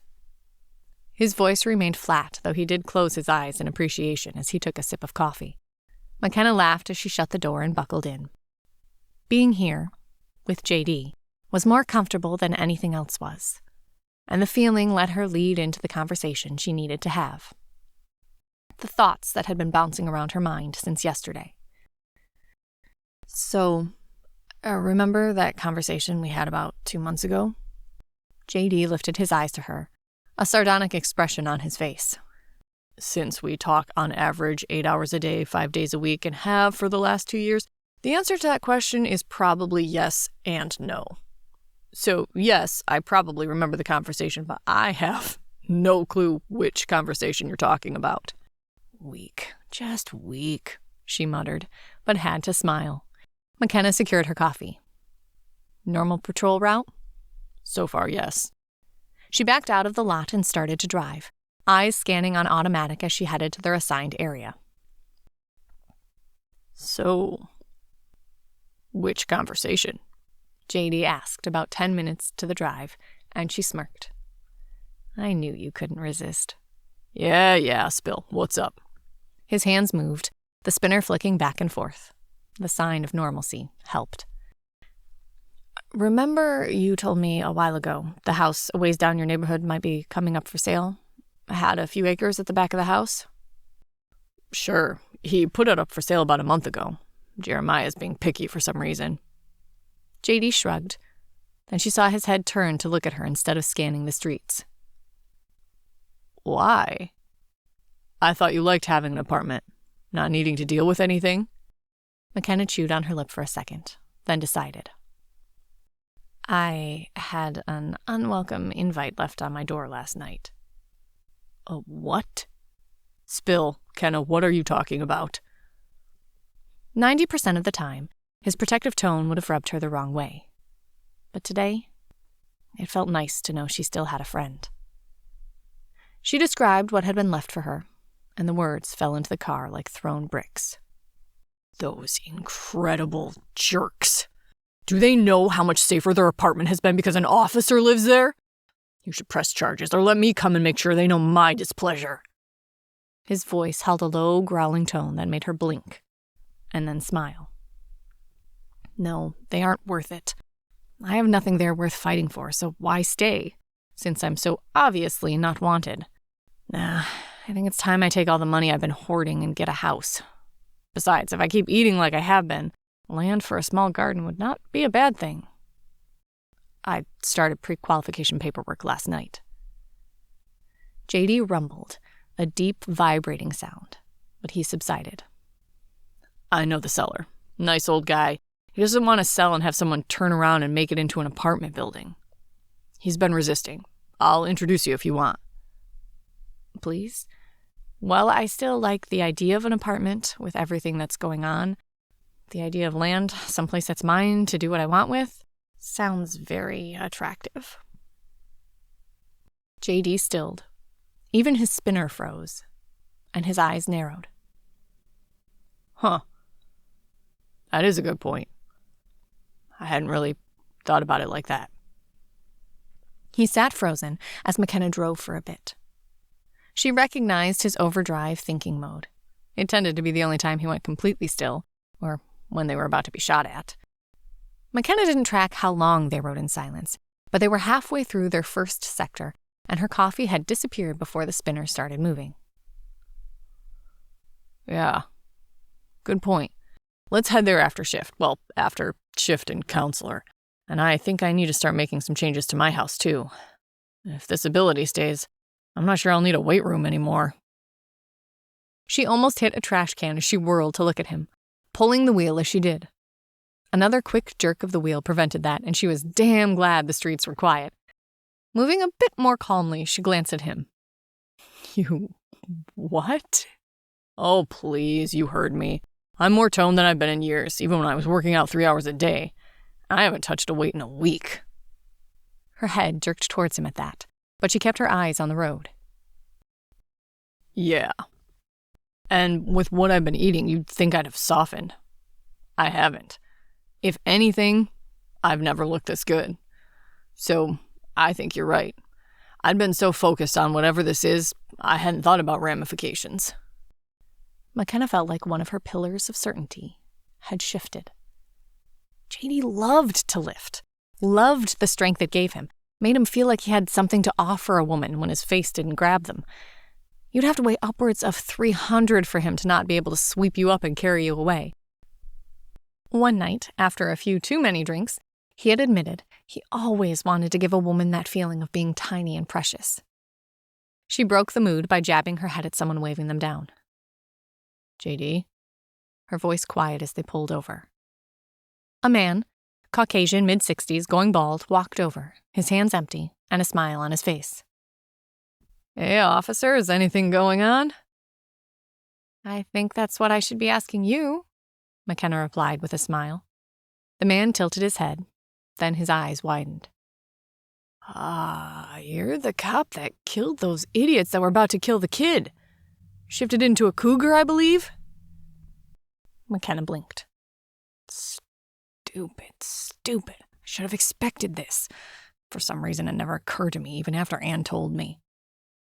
She tensed, but replied with a smile. Yes, that was me. Ha! The man slapped the door of the squad car, making both McKenna and JD jump. Good riddance to bad rubbish. Threatening kids just isn't done. Oh, just wanted to say hi. Have a good day, officers. With a grin wreathing his face, he ambled off on his morning walk, leaving McKenna looking after him a bit dumbfounded. Nice to know not everyone hates me, she said, still watching the man amble off. Did you think everyone did? JD asked, darting a look her direction. Me specifically? No, shifters? Well, maybe. The news has been pretty dark. She stepped on the gas and pulled back out into the street. The news only reports the dire stuff, you know that. So you aren't going to hear about all the places that aren't having issues where people are just accepting and moving on. That isn't here.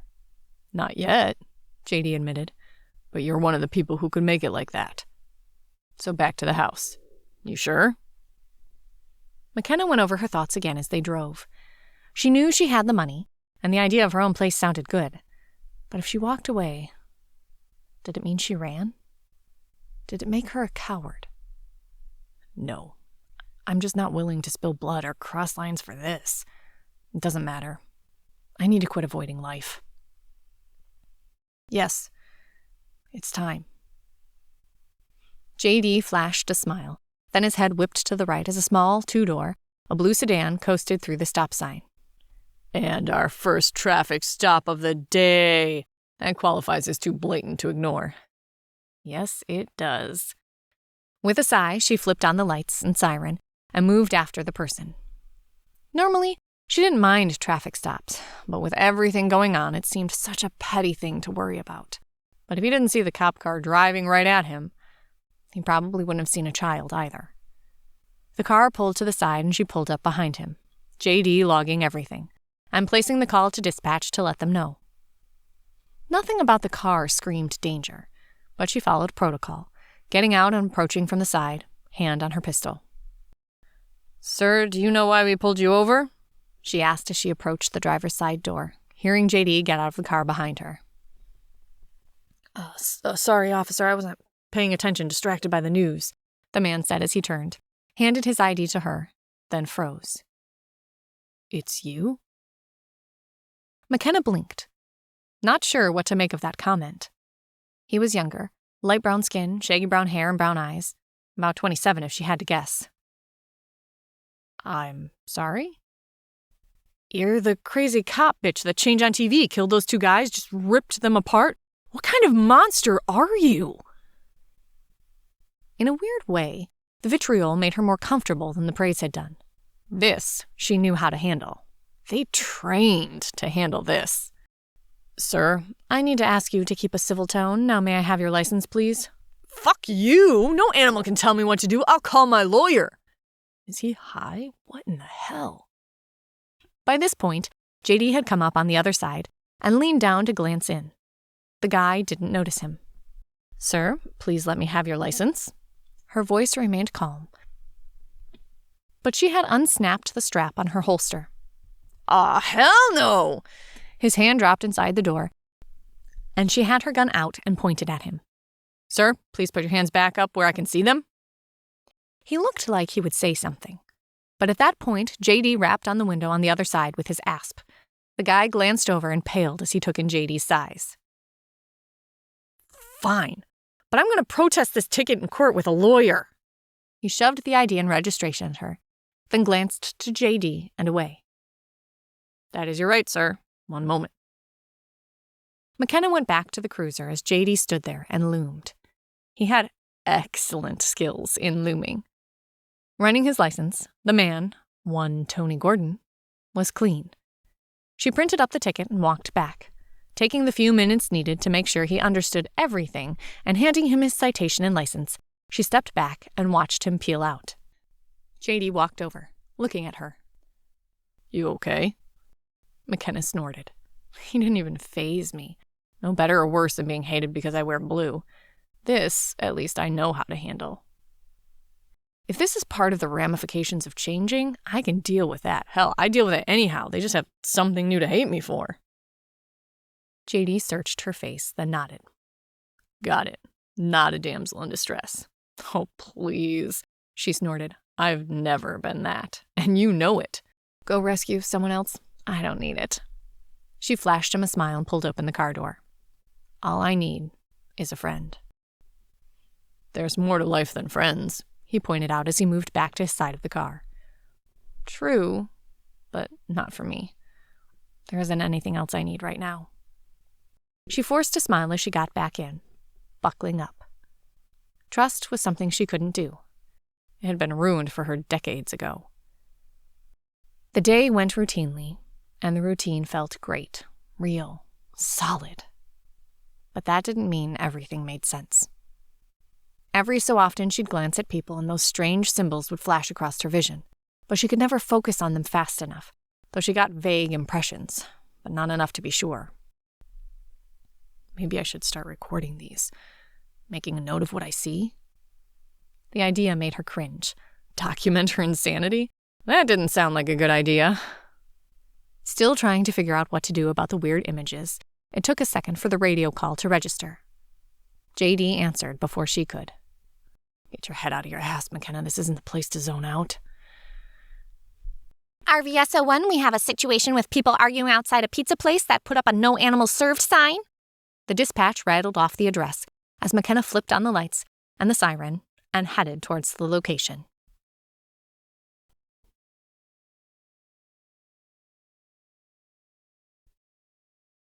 Chapter 18.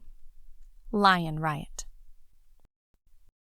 The president, in a press conference last night, has confirmed that the ability to shift has no impact on your status in America. While the legalities of this are still being weighed and the Surgeon General has raised some concerns, there will be no policy change. While the military is publicly ignoring this altogether, there have been rumors of bonuses and extra training for anyone already enlisted who wants to join some special groups. But at this time, that is all it is. Rumors. TNN news anchor. The lights and sirens had them there in minutes, and she pulled up, flipping off the siren but leaving the lights going. The blue and white strobing over the small group of people shouting outside the pizza parlor created a disco effect. "Log it, I'll go over and see what's going on," she told JD as she opened the car door. McKenna could hear him calling in and logging the time of arrival, and that they were investigating as she shut the door, turned down her radio, and walked over to the crowd with slow, measured steps. The day had turned into a hot one already, and by 1 p.m., the temperature would be over 100. At 11, the bright sun and 90 degrees plus served to make her already hot and amped up her awareness. The people hadn't seemed to notice her, or at least deemed her not worth worrying about right now, as they yelled at a man standing in front of the pizza joint, arms crossed over his chest and a truculent look on his face. "I'm telling you, it's my business, and I can serve damn well whomever I please. If I can say no shirt, no shoes, no service, I can also say no fur, so go fuck off." His dark hair and eyes seemed to glitter, and the more vehement the people got, the more he resisted. McKenna saw at least 2, what she assumed were employees, hanging behind the man, looking more and more uncomfortable. But all she saw were figures, not enough to even pull out gender, just indistinct shapes. "You can't refuse to serve someone because of something they can't control," a woman shouted, her short blonde hair flying around her head like a yellow dandelion. "I can refuse to serve anyone I want. It's my business," the owner insisted, his fingers clenched into tight fists, the knuckles turning white. "Ladies and gentlemen, can you please explain the problem here?" McKenna interjected before they could start another round of shouting. "This asshole thinks he can refuse to serve people because of their ability to shift," the short dandelion woman said, her finger jabbing towards the owner. "It's a private business. I can choose who I serve." McKenna wanted to close her eyes and sigh. The law got tricky quick when it came to discrimination in private businesses. Instead, she looked at the man and asked a question. "Why do you not want to serve them?" He looked at her like she had spoken in Greek or Latin. "Health concerns. I don't need fur everywhere, and how do we know it isn't contagious or spreadable via air or body fluids?" Point. I hadn't thought about the body fluid stuff. Crap. I wonder if Halleck has. The thought ran through her mind lightning fast, but she didn't let anything cross her face.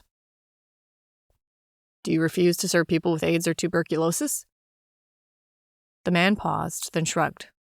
"If I could tell who had it, probably. Can't cure stupid." The reminder didn't make this situation any better. She could hear a few more people coming up and cars coming to a stop behind her, but pulling her attention from this scenario wasn't possible at this point. "How can you tell if someone is a shifter if they aren't in animal form?" The man blinked and opened and closed his mouth. Then his eyes narrowed, and he sneered at her. "Maybe not, but I know you are, and I don't have to serve you." Good grief. This is a thing for lawyers. How the hell do I diffuse it?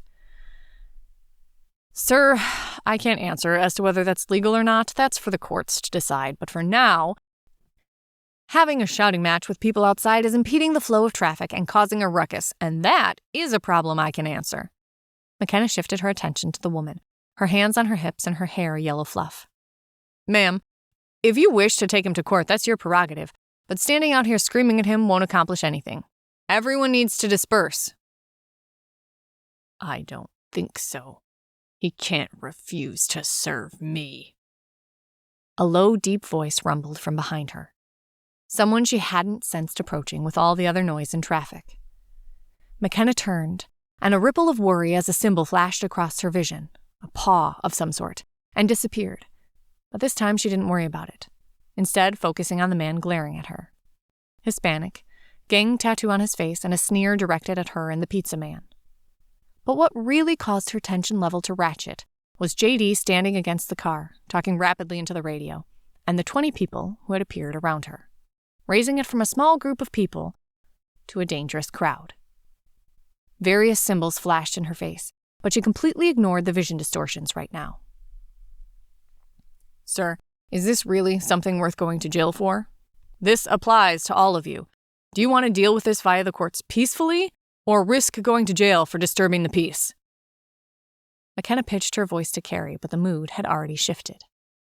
People began to shout back and forth, and she realized half the people were supporting the owner, half protesting against him. And more were showing up as she saw cars parking and people piling out. Crap. She tried to move towards JD, but the crowd had gotten too big. Following training, she moved backwards, getting her back against a wall, even as she projected her voice. Everyone, this has now become an illegal gathering. Please disperse immediately. Her voice rang out, and people turned to look at her with stubborn, resistant looks on their faces. No, we need to stand up for our rights now before someone takes them away. She couldn't see who shouted that, but the mood of the crowd started to turn, and more people kept showing up. Damn, this is not good at all. McKenna could see JD over the crowd, but his plowing through to her would make it even worse. A gun in this crowd would not be a good thing, and forcing her way through the crowd would put her too much at risk to have her weapons grabbed. The cat pricked at the back of her mind, demanding her to react, to move, to push people away from her. She snarled internally, pushing the animal down. And an odd feeling of confusion pinged at her, from something that wasn't her mind. But now she didn't have the time to figure out where that feeling had come from. Once more, she tried to get control of the crowd. Everyone, you need to disperse, or we'll start having to arrest people.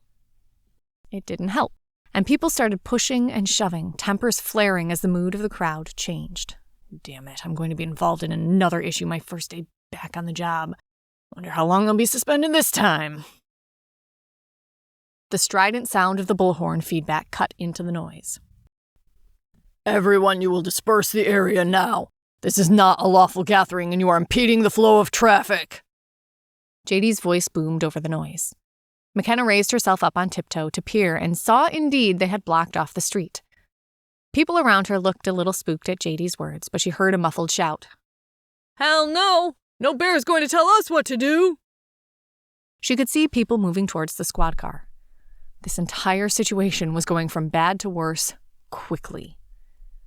JD's head disappeared from her view, and she heard the whoop, whoop of the siren as he tried to move the car towards her. But people rushed the car. She could see their heads, and the whooping stopped. She cranked her radio up just loud enough she could hear it. I'm blocked, Kenna. I can't get to you. How much danger are you in?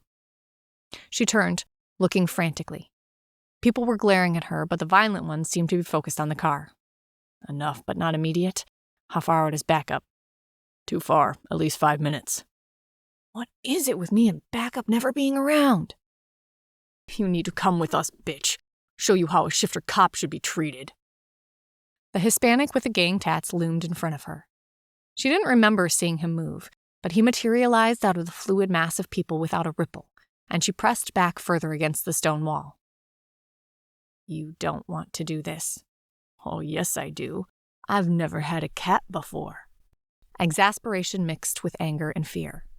What is it with people wanting to have sex with a cat? Reaching for her weapon, she prepared herself for killing someone. Because if her pistol cleared the holster, she'd shoot to kill.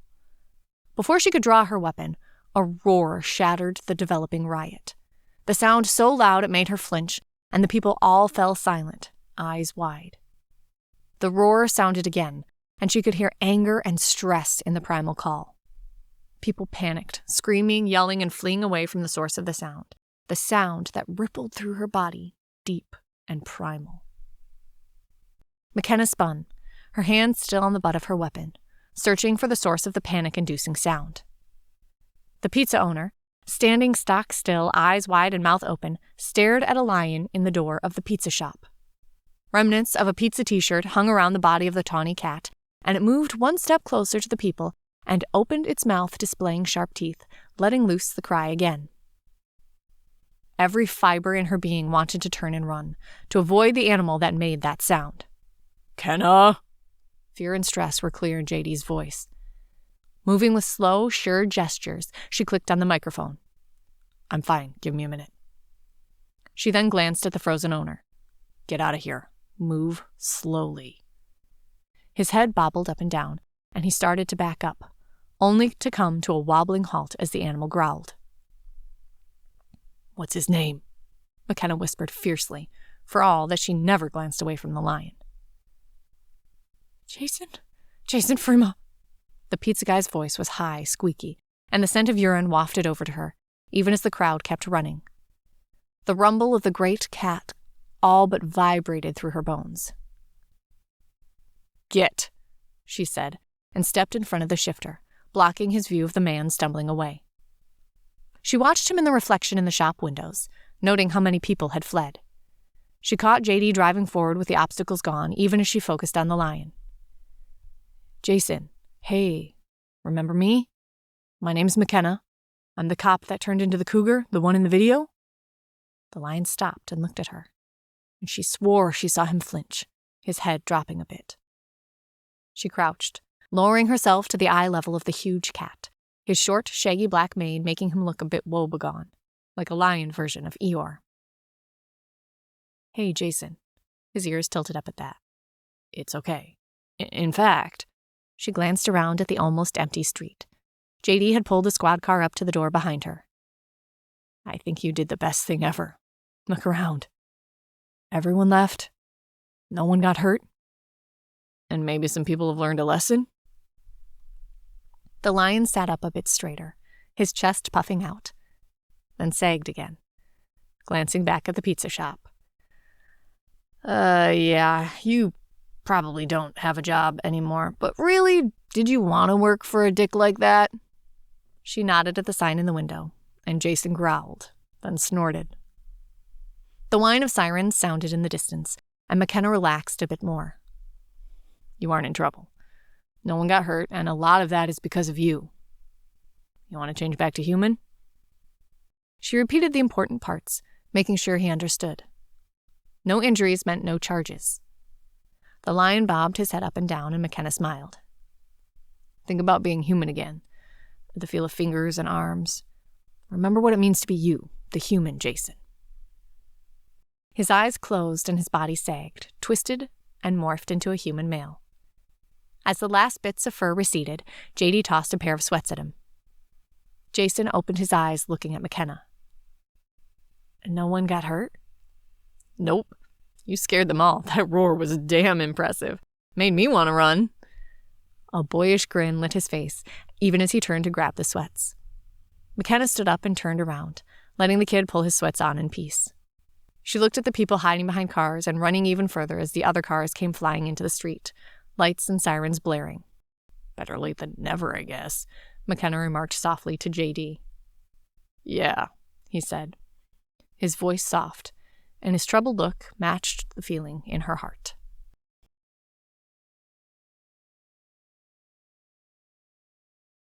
Chapter 19.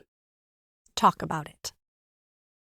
In India, a massive riot is going on, and it has spread to engulf the business district of Calcutta. The cause seems to be pointed back to a man who shifted into a tiger and killed a cow. People have been rioting for hours, and the death toll has already climbed to the hundreds as fighting goes on and shifters have fled the city in animal form, leaving chaos in their wake. This shattering of the beliefs of many Hindus that cows are sacred may tear apart the city. TNN breaking news. The amount of people the aftermath involved drove McKenna to the point that she flirted with the idea of letting the cat come out, just to see if people would go away. She didn't. No charges were pressed. Though she got back into the squad car, the sign in the window had disappeared. She shut the door, buckled, and looked at JD, who sat gazing out at the now quiet street. His spinner twirled once or twice in his hands, but the low-pitched hum sounded relaxing. "Ready?" "I think so." His voice sounded off, and McKenna shot him a sideways glance. "What's wrong?" "Well, besides the fact that backup took way too long, we had to talk down a lion, and bigotry has raised its head once again." Her tone wry as she watched him, eyes narrowed. JD snorted and turned to look at her. "All that and everything else. But mostly, wondering how the hell are we going to explain this stuff to a counselor?" "Meh. You won't have to. You are my partner. I'm the one that killed people. I think you'll be fine staying with the basic answers. Me? This is just going to be something I have to get through." Putting the car in drive, she headed out. They still had 2 hours of their shift before shift change and the counselor meeting.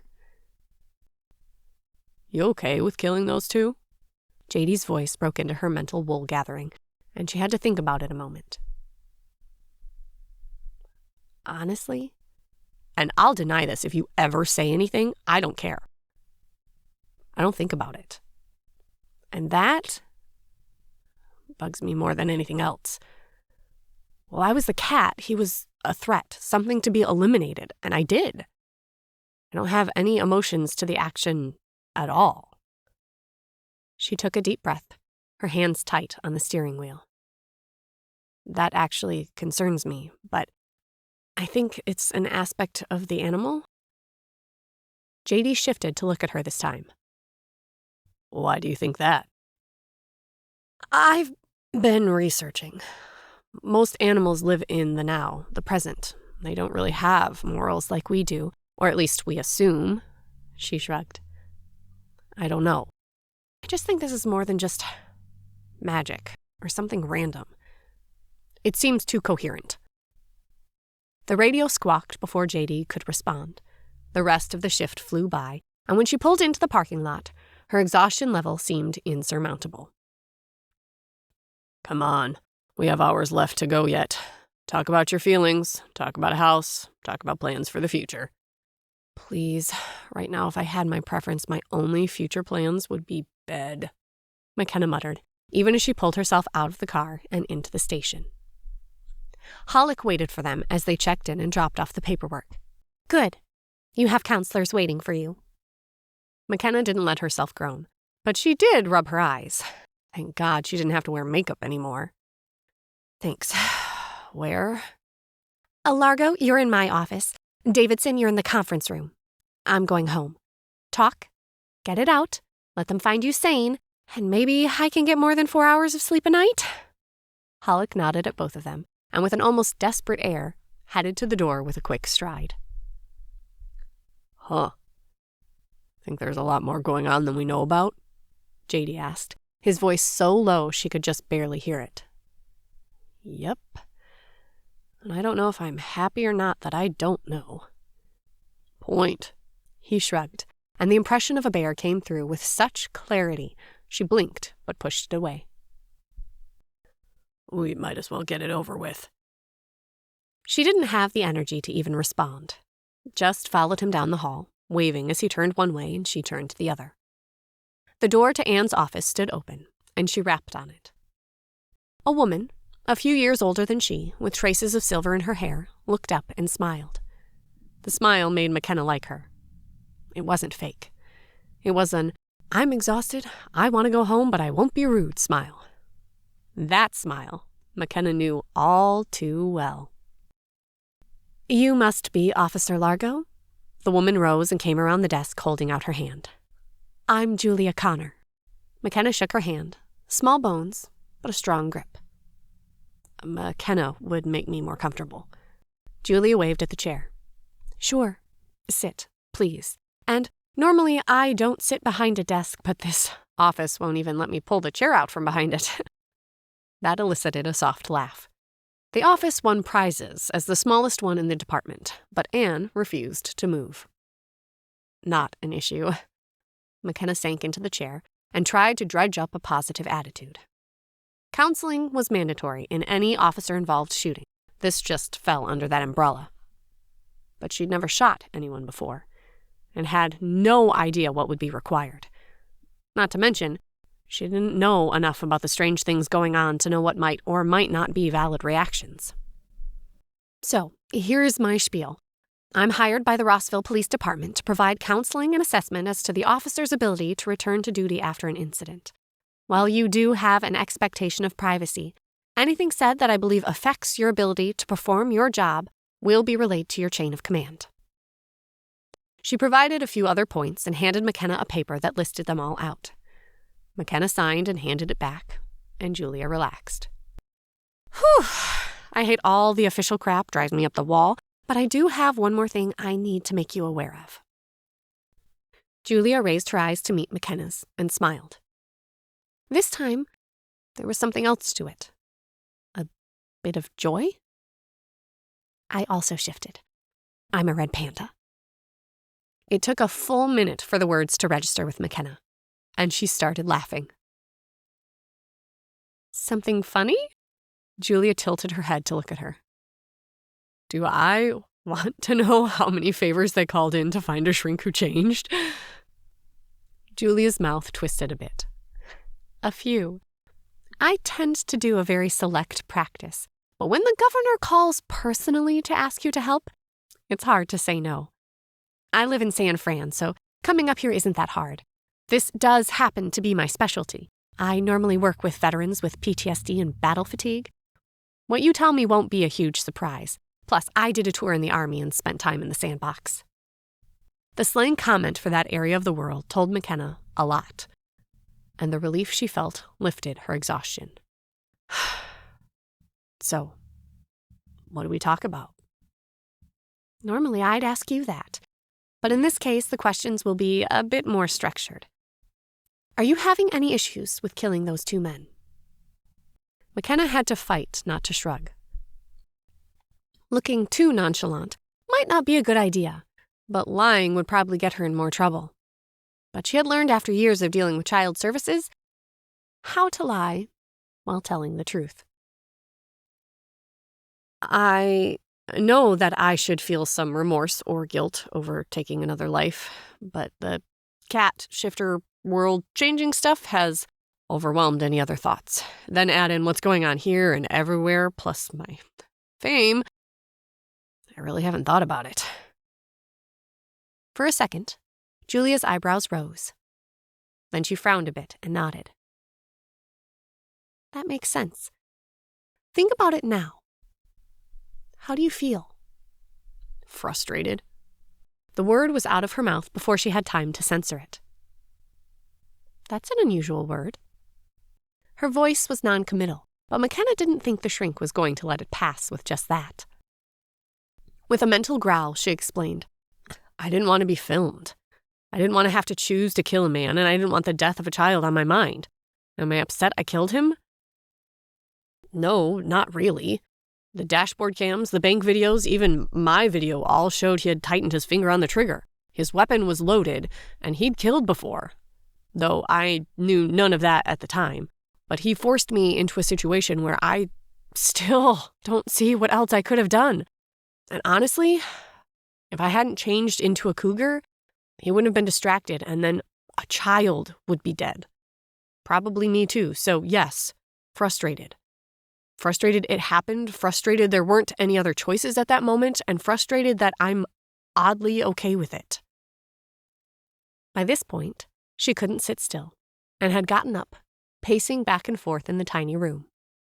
The silence that fell after her last words made her think about them, and she realized what she had said. Oh, shit.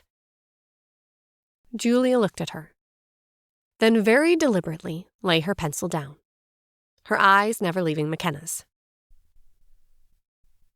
Part of it is the cat, isn't it? Her throat went dry, and she had to fight to swallow. What do you mean? She had stopped, back to the wall, and she pressed against it, watching the shrink intently. Emotions warred across the woman's face, but she leaned back, her eyes still steady, and started to talk. I'm an OCD-type personality. I like things just so. Obsessive about documenting data, always have lists of stuff I need to do, and sitting still for any length of time is almost impossible if I'm not also knitting, watching TV, and surfing the net all the same time. I'm regimented about my food, my free time, everything. It's why I'm a good psychiatrist. She took a deep breath.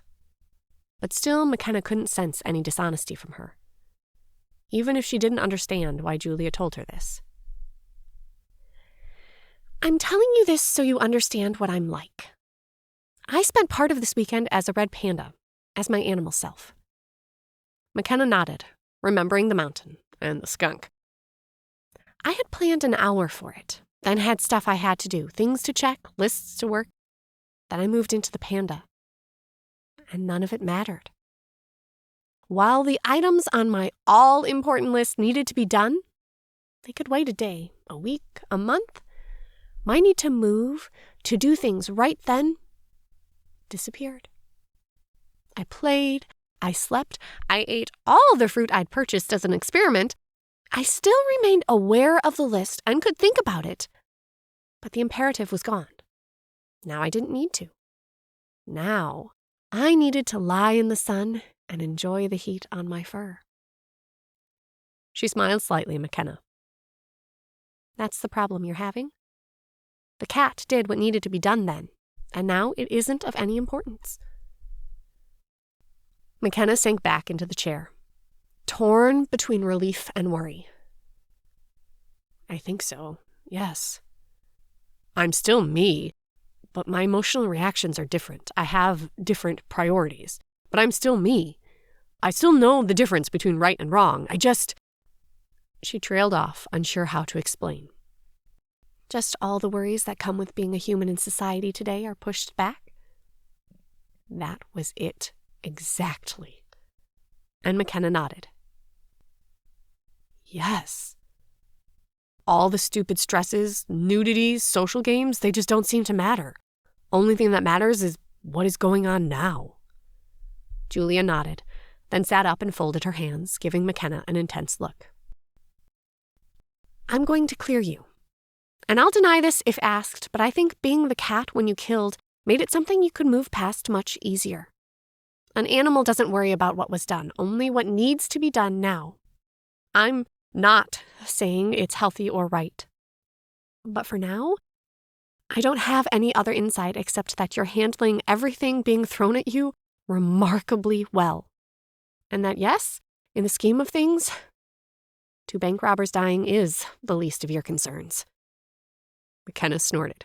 You have no idea. Finding out that 5 billion people have seen me naked is causing more concern.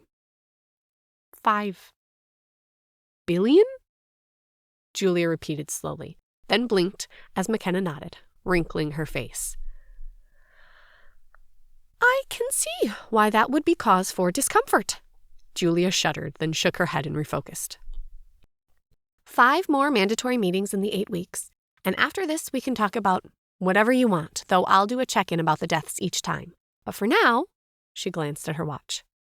Go home. That's where I'm headed as soon as I log our session. The rest will be a full hour, but for tonight, we've covered what we need to. Feeling like her leash had been cut, McKenna sprang to her feet. Thanks. This wasn't as bad as I feared. Rarely is. Night, McKenna. McKenna headed straight to her locker. She needed to change into her new kilt and a t-shirt, and out of this vest and 30 pounds of crap hanging at her waist. 5 minutes later, she was dressed, and rather enjoying the feeling. Though after a few minutes realized some anti-chafing would be necessary. For the moment, she grabbed her deodorant and rubbed it on her inner thighs. Moving experimentally, she decided it would do for now. While her thighs still rubbed together, what the weight shifting burned off seemed to be mostly fat. Maybe someday she would have thigh gap. The thought made her grin as she left the locker room. The kilt, with her sneakers and shirt, felt interesting as she moved, but the kilt had pockets, being one of those utility ones, and her phone, keys, and a few other things had slipped in just fine. This is actually pretty comfortable, McKenna muttered, looking at herself in the mirror. The heavy fabric didn't make her feel as exposed as skirts normally did. With a mental shrug, she headed out to see if JD was ready yet. The conference room didn't contain him, or anyone for that matter, so she leaned against the wall to wait. Before she'd even had time to do more than think about what she wanted to ask the owner, and hoping the house wasn't too expensive or unlivable by her standards, JD walked out. He stopped mid-stride as he looked at her from the locker room door. You're wearing a kilt, he said. His jaw had gone slack and his eyes wide. McKenna glanced down at the beige material, then back up at him. Yep. You are wearing a kilt, he said again. She glanced sideways, trying to contain a smile. Looks like. Yes! He pumped his hand in the air. I have corrupted you. 1 down and 7 billion to go. He did a half jig, and she lost her internal battle, laughing out loud. It felt good. Then JD started laughing, and they both stood in the hall, drawing the occasional glance from the few officers still there. Gasping for breath, she looked at him. I needed that, but we're adding to our already tainted reputation. Ready? Yep. Want me to drive and take you home, and I'll pick you up in the morning? Sure. Just grab coffee on the way to get me. Your choices are better than from my place to the station. Yep. Come on, Kenna. Let's go talk to a guy about a house. JD led the way out, and McKenna climbed into his Hummer, finding it easier than it had in the past. How much ease is from my body changing with the cat, and how much from the kilt? Or is it both? The cat question, changing her, rocked around her mind as they drove to JD's neighbors.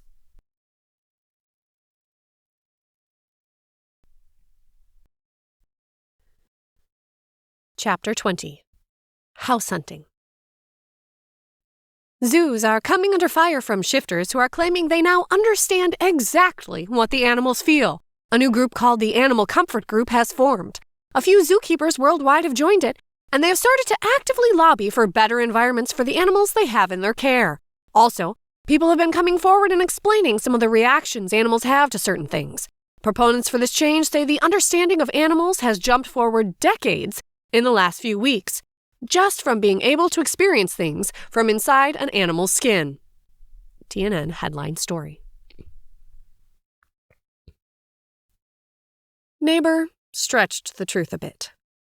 In reality, the house JD took her to ended up being about 3 miles from his house in the small subdivision. This house still had land, and with 2 other houses near it with land also, there were only 2 other houses in a 30-acre space. But across the road sat a subdivision, and 5 miles away stood a strip mall. The land would be worth more as land than as a place to live, but McKenna didn't want to make money by buying and selling. She felt the need to find someplace safe, someplace where she could protect those she cared about. She shied away from examining that idea and instead surveyed the house and land. Typical land for the Sacramento Valley. It lay out flat and unruffled by any swells, golden with dry grass. Stepping out of the Hummer, she scanned the layout and realized she could live with it. Then she focused on the house and cringed. Older, built in the 70s at least, it looked like a rambling ranch. Avocado green, dark brown trim, it looked in decent shape, but she hoped the inside didn't match the outside. I'd so have to paint that. Though at this point I have no idea what colors I'd want. Just not that. JD led the way to the nice front porch, big enough to hold some chairs and a table, but nothing sat on it. She could see a side door in front of the garage. He knocked on the door, then leaned against the railing and waited. McKenna shot him a look, but he just shrugged and looked unconcerned. 3 minutes later, she timed it, the door pulled open, and an old black man peered out at them. McKenna rarely applied the adjective old to people. Most people were just older than she. But this guy was ancient. His face reminded her of a wizened crabapple, laugh lines around his mouth and eyes, hair whiter than the snowcaps, and sharp eyes that didn't miss a thing. JD, you finally corrupted others to your silly fashion choices? He asked, in lieu of greeting, even as he stepped out on the porch. McKenna figured he'd shrunk over the years, but still walked without assistance, and he scanned her up and down before shifting his attention back to JD. Not silly, practical.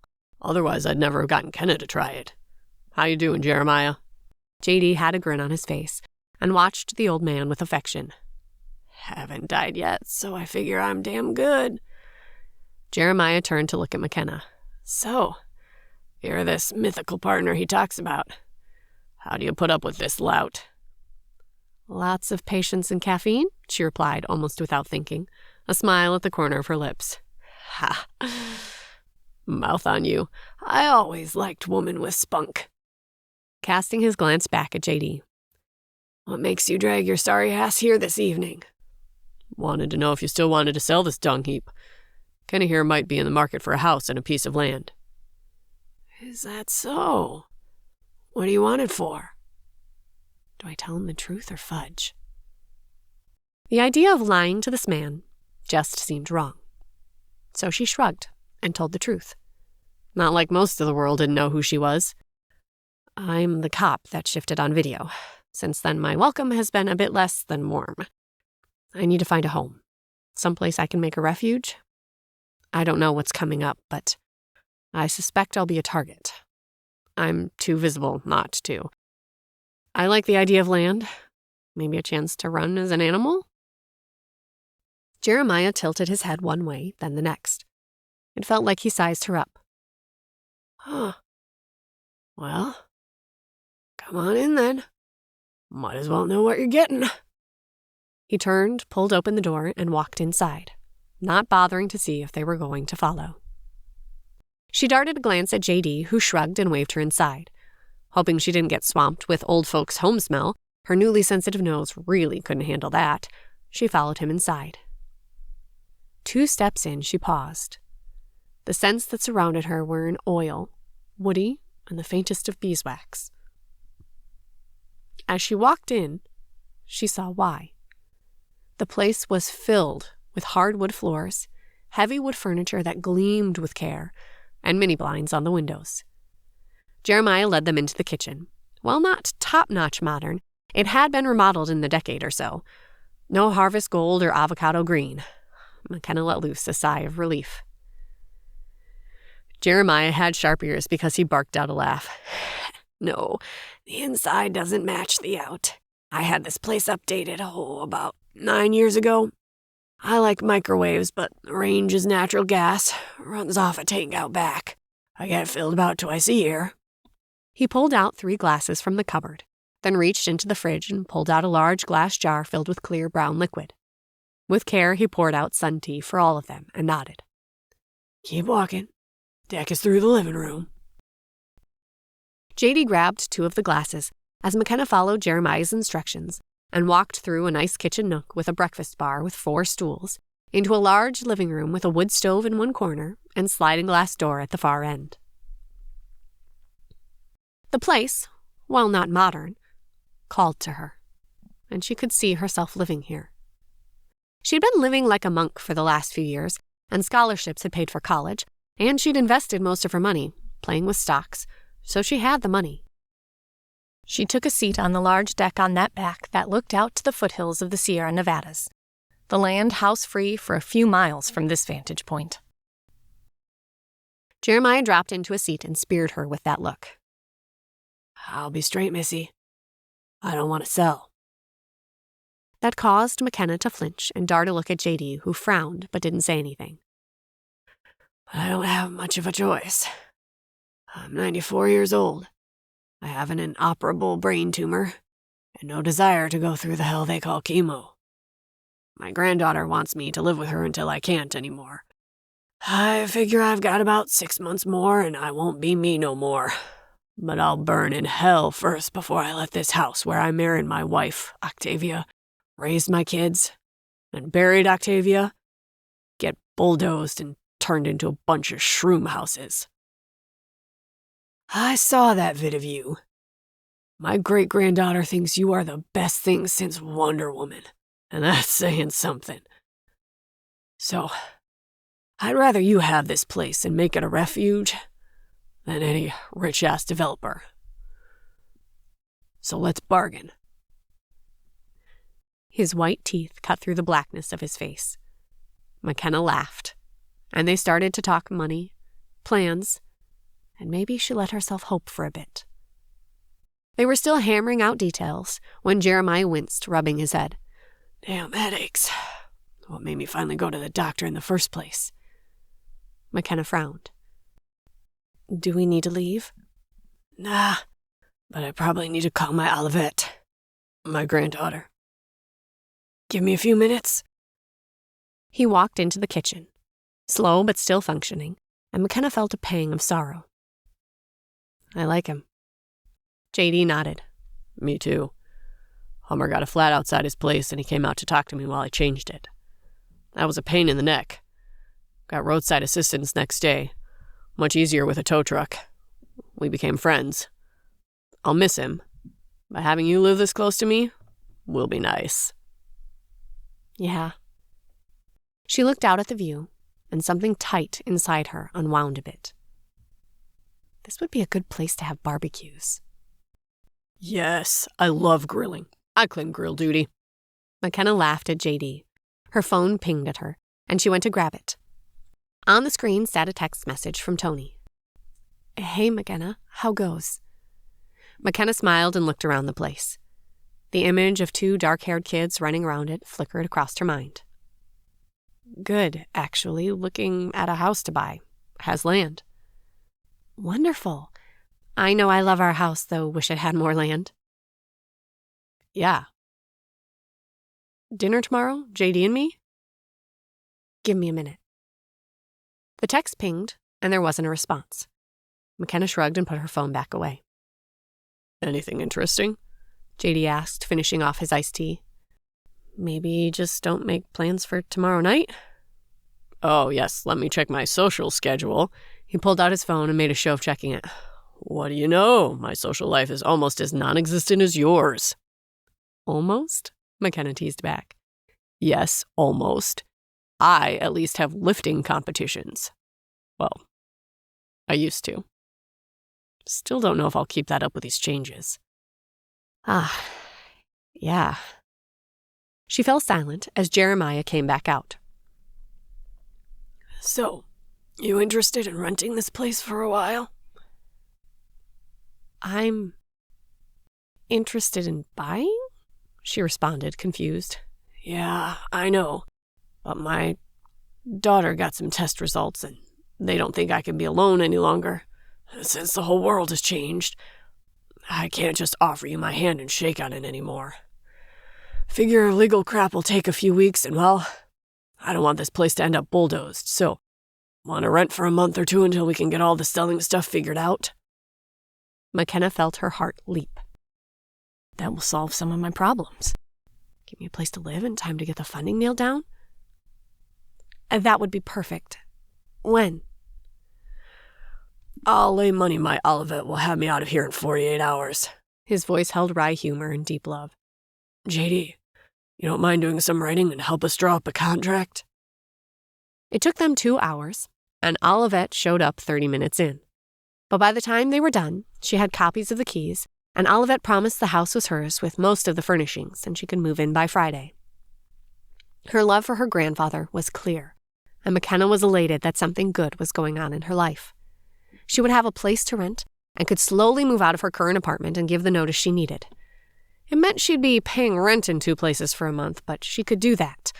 It would give her time to get this place updated to what she wanted. She liked the furniture, but the curtains and some brighter colors would help.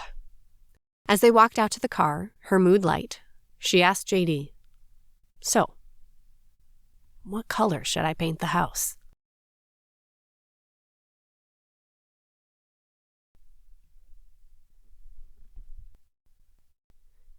Chapter 21. Premeditated. "The Hartsfield-Jackson Airport was shut down for 4 hours today when a young boy, probably about 7, got scared at the security checkpoints, shifted and took off running in cheetah form through the airport. Between security chasing him, people freaking out at a juvenile cheetah rushing them, and the overreactions, thousands of people missed their flights, and a child was injured when fleeing from security chasing him. Grow up, people! Kids don't tend to understand how to react normally. If they had cleared the mother and let her go get him, all of this would have been avoided. And the child wouldn't have been rushed to the hospital with a broken leg. Really, he turned into a cat. Where did you think the 7-year-old was hiding a bomb?" Harvey Klein Radio Show. In the days that passed since his epiphany in the park, SeaTac researched how to condition people to blindly obey. And the excitement grew with the confirmation that children were easier to manipulate than adults. Now he just had to find a place to keep them, train them, and then sell them. With that idea in mind, he put the word out on the streets that he wanted a self-sustained location to keep people.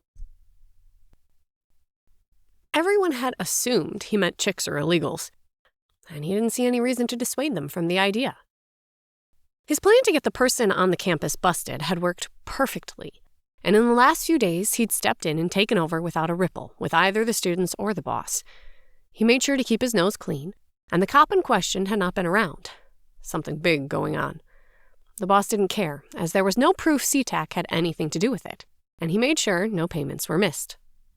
The boss hadn't said anything, so SeaTac figured it either had escaped his notice, doubtful, or he had no issues with it, more likely.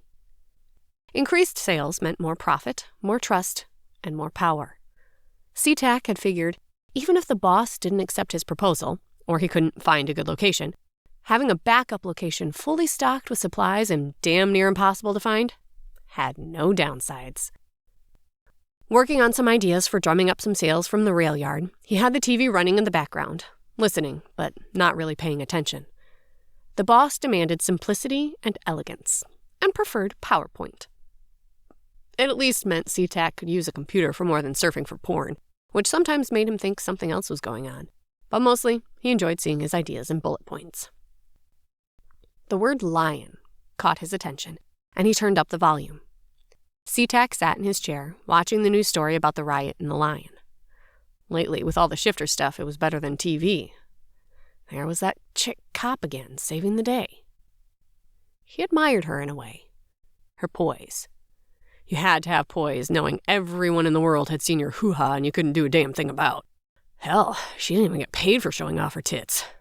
With that many views on the site, she would have made a fortune per click. But what caught his imagination was the way people reacted when the lion roared. Fear, terror, almost uncontrollable as they fled the creator of that sound.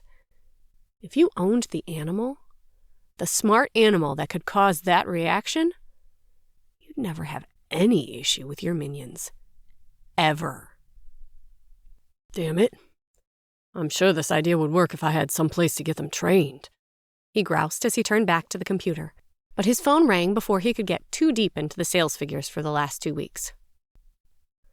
Talk or hang up, he snapped as he answered. Text messages were so much easier.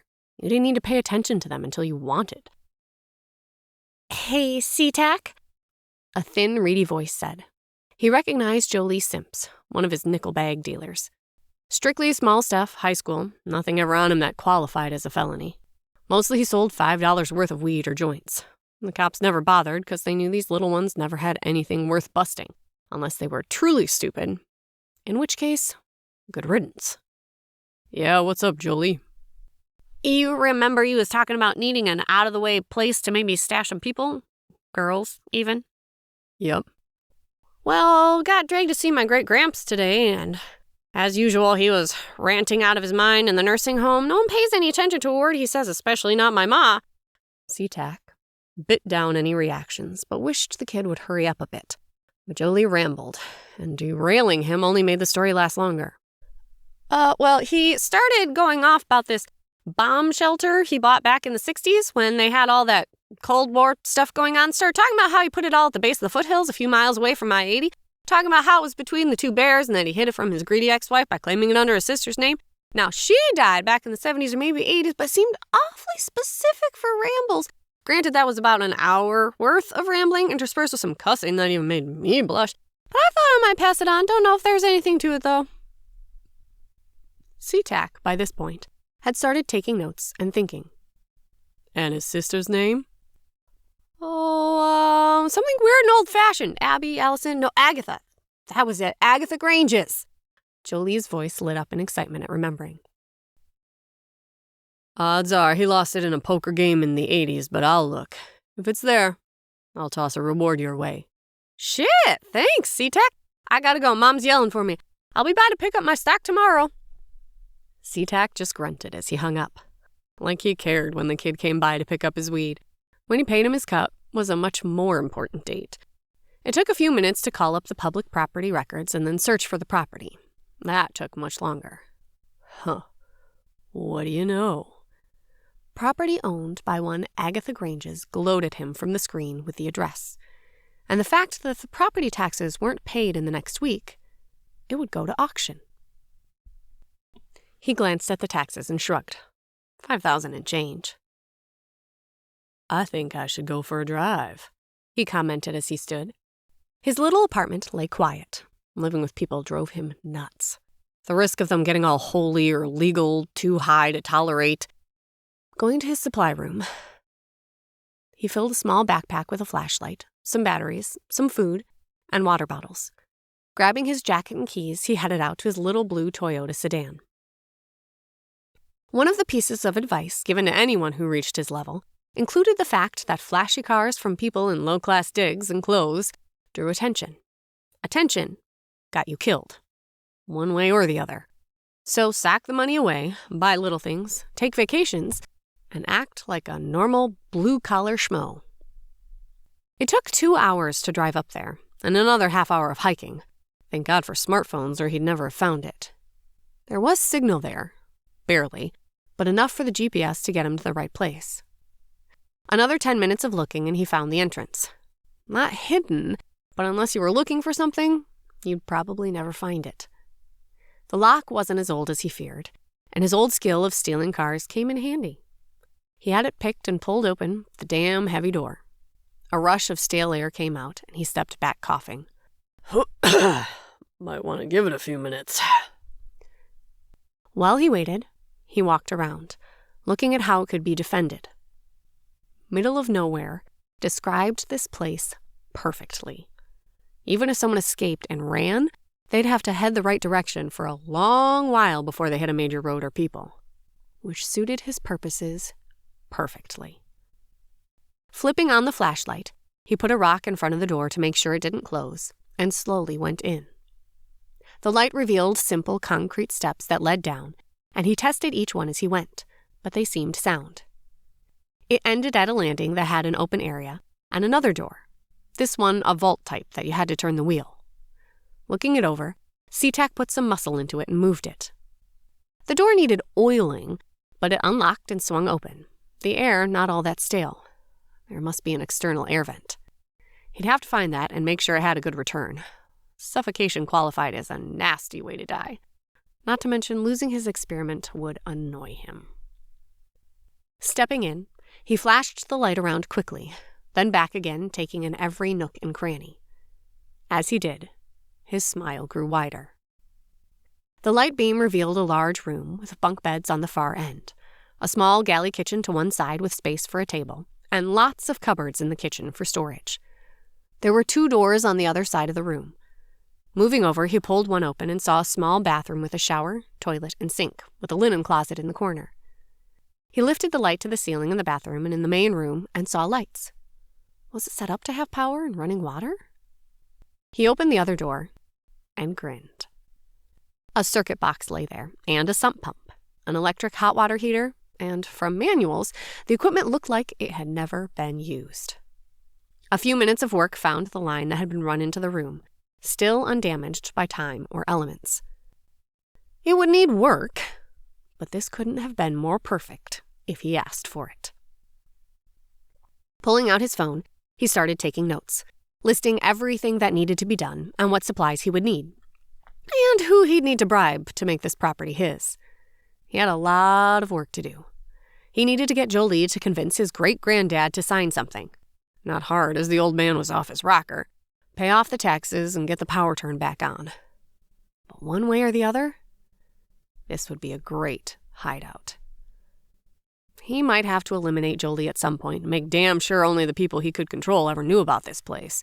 Making a mental note to slip Jolie something with a special kick down the road, he kept making notes.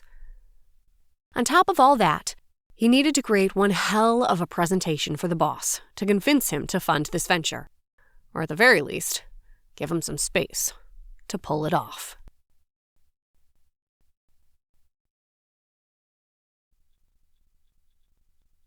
Chapter 22. No Good Deed.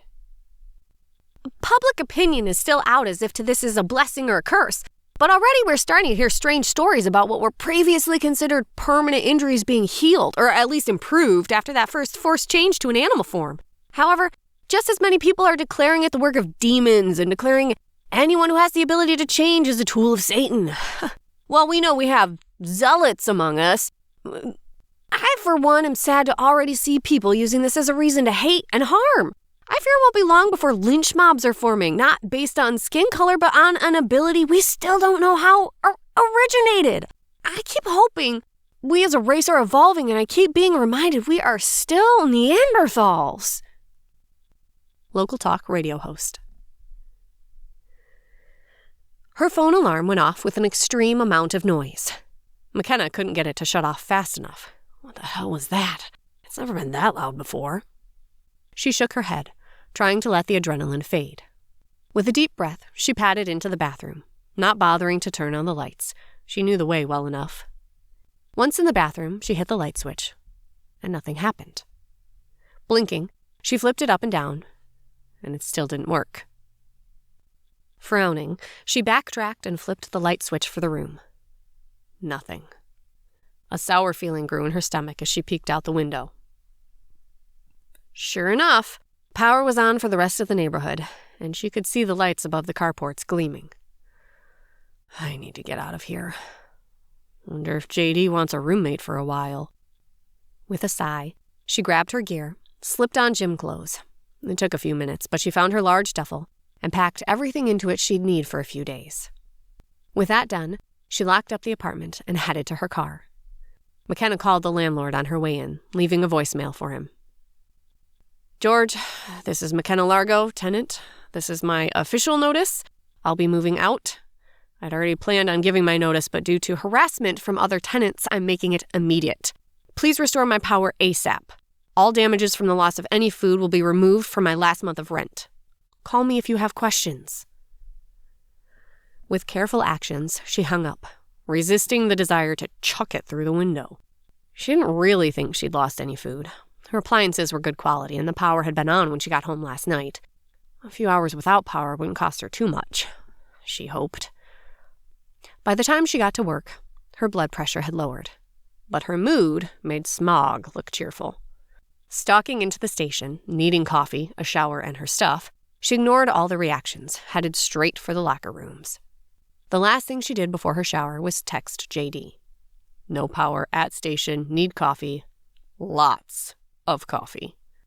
That sent, she headed for the shower and sighed as the hot water cascaded down her body, rinsing away some of the grumpiness and sleep from her. Not enough to put her in a good mood, but enough to help.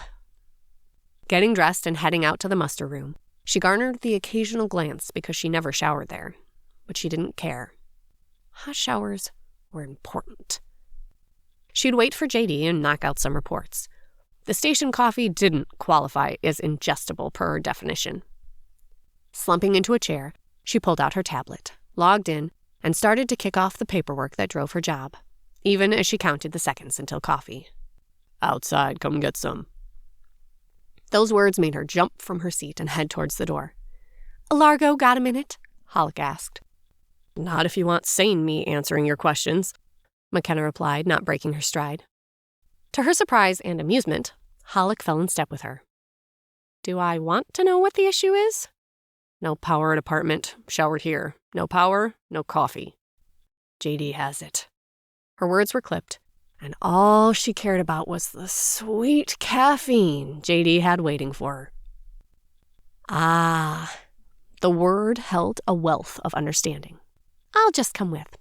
Probably safer to talk outside anyhow. McKenna grunted as she headed out to the parking lot in time to see JD getting out of his Hummer, then leaning back in to grab a cup of heaven. Yes, she crowed, grabbing it, leaning back against the Hummer and letting the hot, sweet nectar of the gods wash through her. 3 swallows later, she cracked open an eyelid to look at Hollick. Dang, must be important if you're still here waiting for me to get caffeinated to talk to me. McKenna cast a wary glance at Hollick. In her experience, superiors waiting for you rarely meant anything good. Anne took a deep breath, then released it, and McKenna's feeling got worse. The situation with the lion yesterday made it to Kirk, Marchant, and the governor. Come on. No one got hurt. I never drew my weapon, and we got the crowd dispersed with no one getting arrested. What more can they ask for? McKenna fought to keep the whine out of her voice, but today's start had not been good. Nothing. The word fell flat, and McKenna glanced at her coffee and drank more. The caffeine wasn't working yet. So, if I'm not in trouble, what's the issue? Hollick half laughed, leaning against the Hummer. The dash cam was close enough this time to catch everything you said to the lion, And there were a few other snippets of video from phones, etc., that have made their way to us. And you're an internet sensation again. McKenna moaned and decided there wasn't enough coffee in the world to make this a good thing. Okay, and the department has received an official request from Good Morning America to interview you. Halleck held up her hand as McKenna began to protest, and everyone has agreed to it. They'll assign you to PR if you don't agree, and agree with a modicum of grace. Son of a bitch, McKenna muttered as she held the coffee to her protectively. They don't really expect me to go to New York, do they? Isn't that where it's filmed? Normally, yes, but they agreed to interview you out here so that you're not pulled away from your duties for too long. Anne flashed a smile that McKenna read equal parts commiseration and frustration. JD's presence has been requested too, but you should only miss the day. When you get back, you need to take the detective exam. Both of you. We'll have it set up and waiting. You're in the public eye. Enjoy your last few days as a patrol officer. You won't be one much longer. She paused and looked at them. I'm sorry. Then Anne turned and walked away. McKenna really wanted to throw something, with a longing that made her teeth ache. But the only thing at hand was her coffee, and that wasn't happening. She took another life-giving sip and glanced at JD. I didn't want this. Nope. His answer laconic as he leaned back drinking his own beverage. But you'll do a great job. You always do. What was up with the coffee? McKenna growled, then flinched at the realness of that sound. Even JD jumped a bit. She shook her head. I'll explain on the way. You up for a roommate till I finish dealing with Jeremiah? Oh, that bad? As they checked in and headed out, she filled him in on the harassment going on at her apartment. You can do something about it, you know. You're a cop, he pointed out, his voice neutral, but the spinner created little flashes of reflected light, highlighting his annoyance. Yep, but I don't need any more grief. With all the attention on me anyhow, the last thing I need is this to blow up. Can I just crash at your place for a while, put everything else in storage until I get a place to live? Sure, I'll clean out the second bedroom today. I don't need the weights right now anyhow. I'll need a storage unit too. Rent one today? I think so. I need to move before this escalates. I think right now Kirk and Marchant might strangle me if anything bad happened.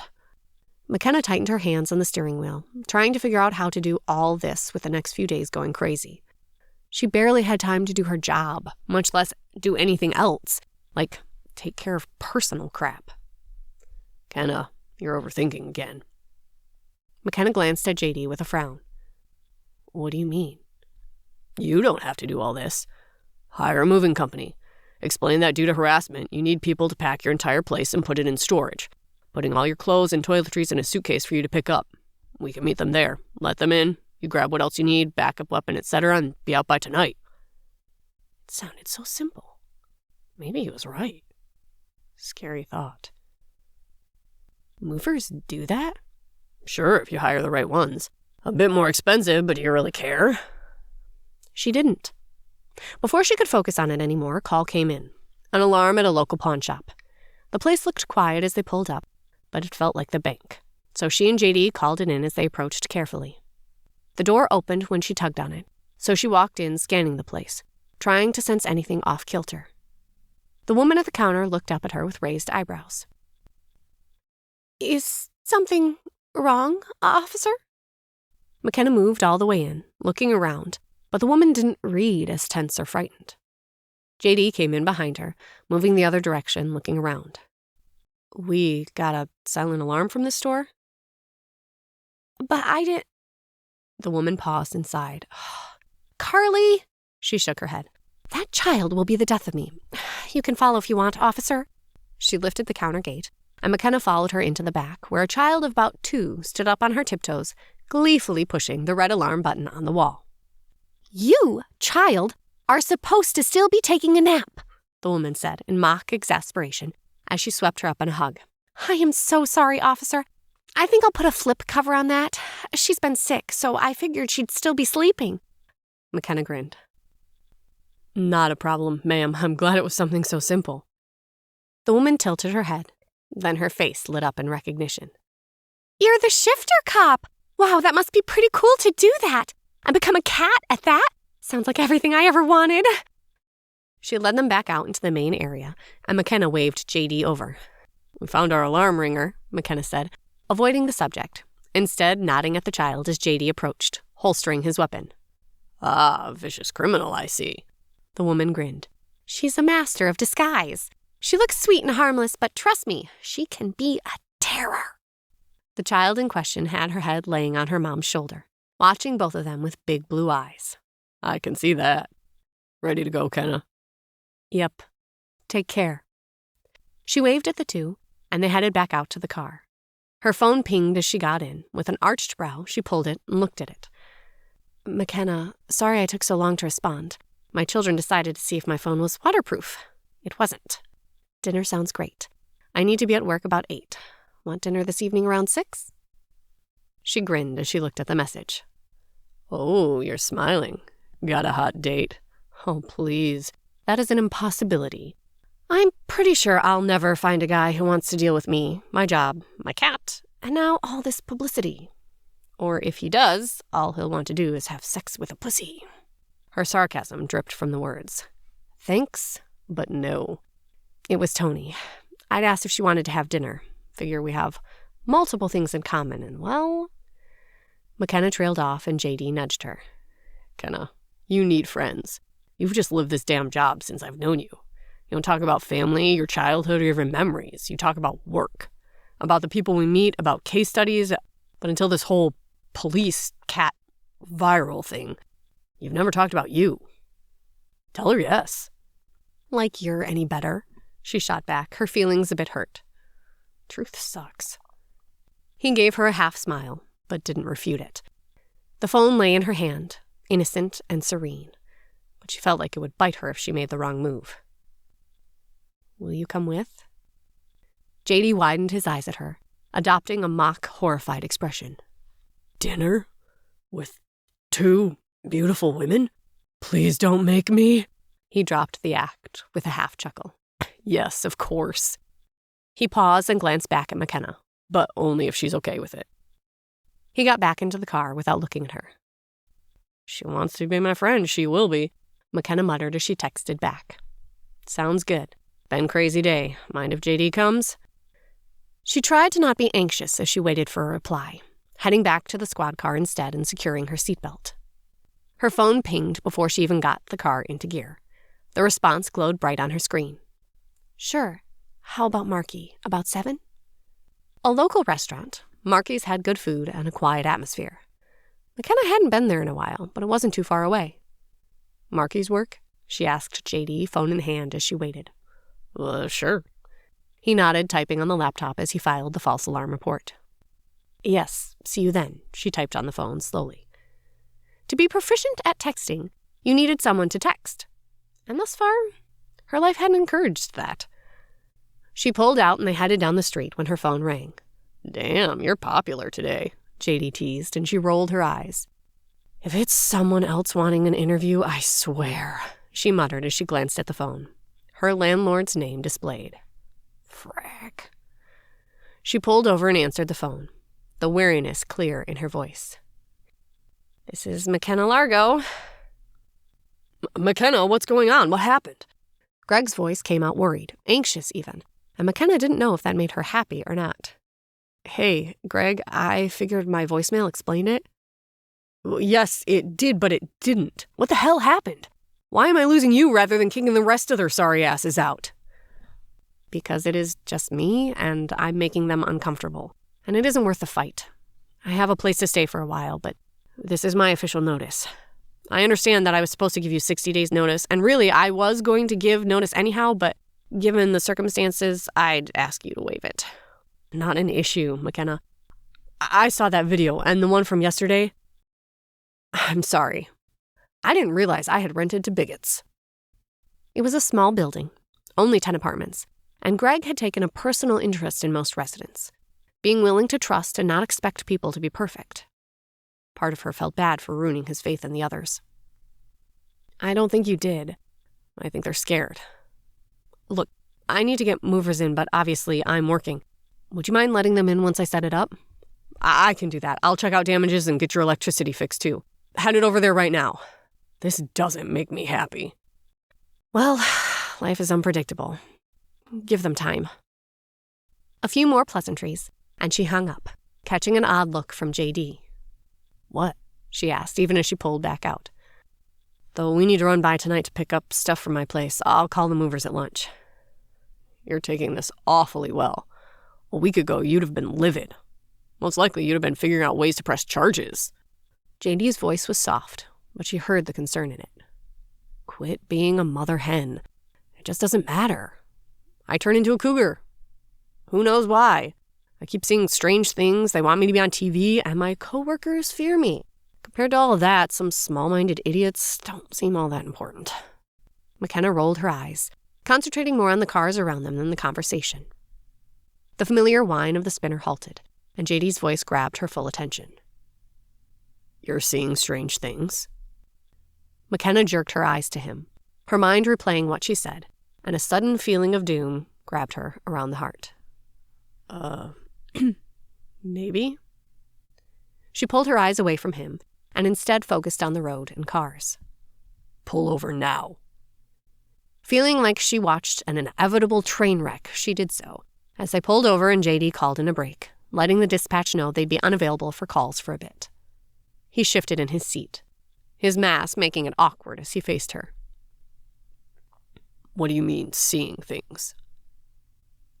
The last few years of working with a man let McKenna know avoiding the subject wouldn't work. Swallowing past the hairball-sized lump in her throat, she forced out words. I keep seeing symbols flashing across people, but so fast I can't lock onto them, and they don't repeat. Or at least, I can't figure out how to make them repeat. I don't think I'm imagining them because it happens too often, but not consistently. She looked out the window, tapping her fingers on the steering wheel. I think everyone I see the symbols on is a shifter. I think I'm seeing a symbol of what they turn into, but I never see it again to know for sure. As she said this, she looked over at JD, and a symbol flashed up. She gasped and focused even as part of her noted that his eyes widened and his fingers clenched on the spinner, bending it. The symbol hovered there, giving her time to see, to absorb. A paw print matching those he had left in his wake as they walked through the forest. It faded slowly, burning into her mind.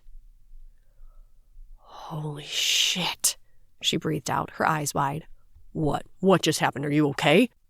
JD's words spilled out fast in a tumble, and McKenna had to blink to refocus her eyes to him. And not the strange, out-of-focus stare she had needed to see the symbol. Yeah, I just saw it again, and it looked like a print of your paw, but I don't understand. Understand what? That you're seeing things? That you shouldn't possibly be able to tell who's a shifter and who isn't? McKenna shook her head. No. Well, yes, but no. Why did it show up now that I asked, then stay long enough for me to sear it into my mind? The question hung in the air, and JD growled. None of this makes any sense, but the idea of a virus doesn't jibe with what we've been seeing. Well, what does? She challenged. JD opened his mouth and snapped it shut. I don't know, but track this. I've got a vague thought, but you need to record everything. So, you aren't seeing these symbols? Her voice quavered, and she forced out a harsh grunt to remove the weakness. JD shook his head slowly, and her stomach fell a bit more. No, I've never seen anything that I didn't actually see. Each word fell like a nail in her soul. Maybe I really am going crazy.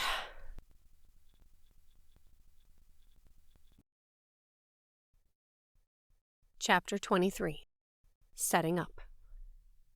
While many of the people now either blessed or cursed with this ability are begging for the limelight, those who are the real focus of the shifter world, people like movie star Miranda Light, NFL linebacker Perk Alexander, and Senator Franklin Johnson, are avoiding the requests for interviews and instead doing their jobs, making the rest of us wonder just why they are so reluctant to let their voices be heard. Someone must have known the right strings to pull, though, because Officer McKenna Largo has agreed to a live interview on Good Morning America this week. I'm sure half the world will be tuned in to hear from her own mouth just what killing a man with her claws was like. Not to mention her sudden fame. TNN news anchor. McKenna pushed back the fear, the clawing need to not be like her mother, forcing a smile on her face. Doesn't matter. Maybe just a weird ESP-like thing I got. We have a job to do. Dinner this evening, call movers, and then swing by my place to get stuff. I'll worry about this later. If it doesn't come back, nothing to worry about. She kept her tone light, even as she chewed over the symbols and made mental notes in her head, now even more terrified about writing it down. JD looked like he didn't believe her, but before he could comment, a call came in. The rest of the shift went that way, too busy to let them discuss this, and yet quiet enough she didn't have to worry about getting more attention. At a quick lunch break, she'd called the movers, and they agreed to meet her at the place this evening, giving her just enough time to check out, run to her place, sign things with the movers, and then make it to dinner with Tony. If nothing went wrong, of course. "McKenna!" Anne's voice caught her just as she turned in the last of her reports, and she couldn't stop the flinch as she halted and faced Anne. "Oh, stop it. This isn't a death sentence," Anne snapped, her voice sharp. McKenna just looked at her, her face blank. "Okay, maybe it is, but too bad. Fine print of your employment contract. Here's the address of the studio. It's in Sacramento, and you need to be there by 5 a.m., in regular uniform. The test will be here all day, so others can take it, but you two will take it the second you walk back in. And if this goes well, don't be surprised if you get some more attention." Before McKenna could even start the smart-ass remark on the tip of her tongue, Anne cut her off. "And no, that isn't permission to blow the interview. The eyes of the world are on you right now.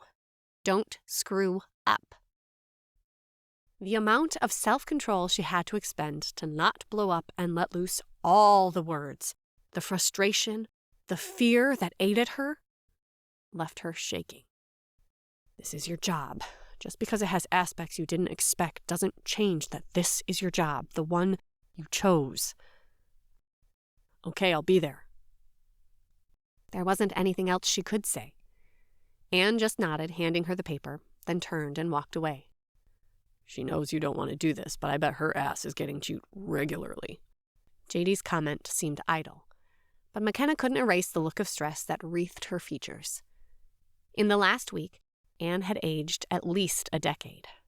It took the wind out of her anger sails, and she slumped. "Yeah, come on, I'm crashing at a hotel tonight. I can't take the risk of not getting up tomorrow.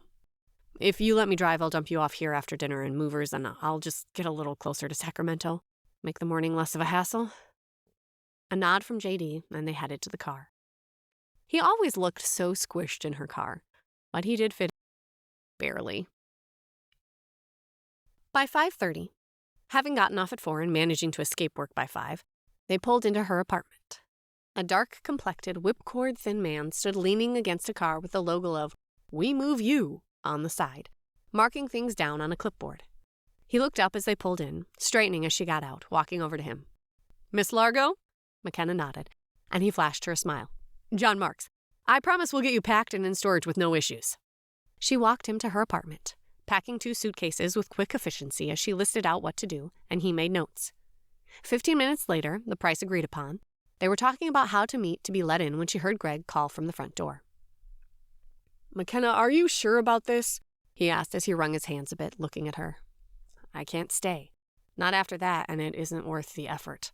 I'm closing on a house, and this just forced some decisions on.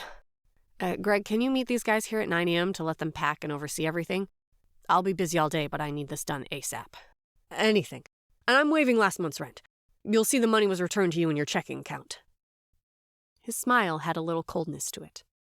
"And all the other renters will find their rent has gone up by $50. Part of her felt like she should protest, but she didn't.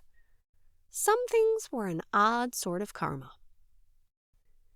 10 minutes later, her bags packed with everything she would need over the next few weeks, including her computer, Kindle, and her headphones, they moved back to the car and to Marky's. They had both changed at the station, and part of her wondered at the pair they made walking in, wearing kilts. Something not common outside a Ren fair. But at this point, she didn't care. It made her feel a bit more in charge of her life, and she'd be damned if she gave it up just because some fashion police wannabe had an issue with it. Even though they were about 10 minutes early, Tony waited for them, sitting in the little waiting area. Her face lit up with a real smile as they walked in, tilting her head a bit as she saw the kilts. The image of a paw flashed in her vision, slower this time, and McKenna locked her smile into place, trying not to react at all. "Hey, I'm so glad you texted me, McKenna." She rose as they walked in and flashed that same bright smile at JD, moving over to him and holding out her hand. "I'm Tony. We really didn't get to meet last time." McKenna watched with amusement as a light flush rose in his cheeks as he took Tony's hand. "Hey, I was at Jeff's funeral, but not exactly a good time to remember people." Tony made a face, but McKenna caught the flash of sorrow in her dark eyes. "No, it wasn't. All I got that day was a sea of blue and sore hands. But thanks. Come on, I'm starving and I've got to work in 2 hours." The hostess seated them, and McKenna looked at Tony. "So, where are the kids?" "At home, probably driving Karina crazy." Tony choked at the look JD and McKenna gave her. "Sorry. I have a pretty big house. It was my parents', and Jeff and I lived there. 4 bedrooms, 3 baths, a den, and a small backyard. When I realized I needed to go back to work, a friend of the family told me about Karina, who was going to college, but needed a cheap place to stay. Her parents and mine were friends, so I knew her, kinda. She gets 2 rooms and her own bathroom for living and studying, and she watches Jesse and Jamie in the evenings, and is there at night while I work. It's worked out great, and at this point, she's more like a big sister than anything else. I'd never be able to pull this off otherwise." They ordered, and silence fell as the server left. McKenna shifted, suddenly awkward, searching for something to say. "I have to ask, what's with the kilts?" Tony said into the silence.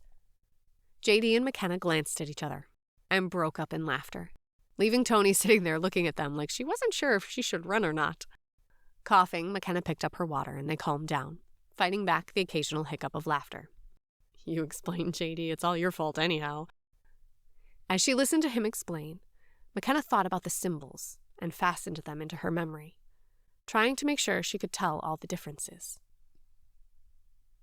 Food came out and conversation turned to her incident at the apartment. "Oh, that doesn't make me happy." Tony looked actively worried as she tore apart a piece of bread. McKenna tilted her head, oddly aware of the scent change from Tony. She itched her nose to try to dispel it. "Why, are you having issues at work?" "No, most people don't know I changed. My name ended up as a casual mention, not pointing out that I turned into a jaguar caught on film. No, more worried about the kids. They keep changing at school." She shivered a bit. "The school has been calling me, and usually I can get them to change back, but already some parents have complained, and the kids can't understand why everyone is so upset. They firmly believe this is the best thing ever.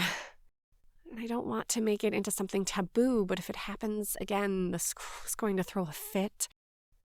Trying to put it to them like stripping naked, you just don't do it at school." JD snorted. "True, but aren't there other kids that shifted too?" "I've only heard of one other, but that's just at this school. Not like they're sending letters home to parents telling them." "I know, because Jessie said she saw Wolf the other day running from a teacher. At this point, I'm assuming if I see a wild animal at the school, it's a kid." "Probably a safe assumption. I mean, I'm going to be more hesitant with a wolf, but still, if they aren't looking freaked out or huge, I'm going to assume it's probably a person. Can't afford to think otherwise. But I'm missing something. Why does what happened to me worry you about your kids?" Tony flashed McKenna a wry smile. "If you think your neighbors overreacted, you've never seen the PTA in action. This means at some point I expect to see any and all of the following: separate schools for shifter kids, demand they're pulled out of public schools, cries to have shifter-only classrooms set up, the word muzzle at some point, and some sort of indicator that this child shifts so other kids are warned." By this point, The bread had become a pile of crumbs on her plate, and she pushed it away with a sigh. Well, I can't deal with it until it happens. I suppose I should have expected that. People always fear what they don't know. Tony shook her head and looked at the two of them. So, normal shifts for the rest of the week? I didn't see anything today like that lion thing yesterday. McKenna groaned and JD snorted, leaving Tony glancing at the two of them again. Okay, Spill, what's up this time? The whole story with the lion, the interview, and everything else tumbled out. JD much more amused than McKenna. Ew. Yeah, I get the not being excited about the TV stuff. But look at it this way. Her smile was lopsided, pausing a bit as they were served their food. As long as you're up there being all perfect, it gives me ammo to not penalize my kids and try to keep them out of school. And lets me know maybe I can enjoy this too. McKenna blinked as she looked at Tony and slowly grinned. Thank you. That's the best reason I've heard all week to put up with this stuff. I've been reminding myself it's my job, but proving to others that this is just a new skill and no reason to treat people different is a much better reason. Tony laughed. Glad I could help. But I need to eat. I'm both starving and need to get out of here soon to get to work. And you have a long day tomorrow. Good luck? McKenna grinned wryly. I'll be happy if it's a boring day and they decide not to air any of it. JD and Tony lifted their glasses in a toast, and they focused on eating and becoming friends. They parted with waves, and McKenna felt, for the first time in a long time, she might have started down the path to having a female friend. You sure about staying the night in a hotel? JD asked as they pulled into the parking lot, his Hummer hunkered in the corner like a looming beast. Yeah, you don't have your spare room ready. I really don't want to sleep on the couch before dealing with this. There's a hotel about 5 miles from you. Just pick me up there and I'll drive down. He wrinkled his nose, looking at the cramped inside of her car. I'll drive, just in case. McKenna huffed. If someone wasn't a giant, this car wouldn't seem so small. JD flashed her a smile as he got out. Nope, would still be small. I'll pick you up at 3:30. She shuddered at that time, but nodded. That works. Bring coffee? It'll take me longer to get ready than you. The usual joke didn't come back at her. He just nodded and slid out of the car. Will do. Night, Kenna. He closed the door before she could respond. Feeling lonelier than ever, she drove to a nearby hotel, checked in, and then started to figure out what she needed tomorrow to look presentable. Please let all this be worth it in the end.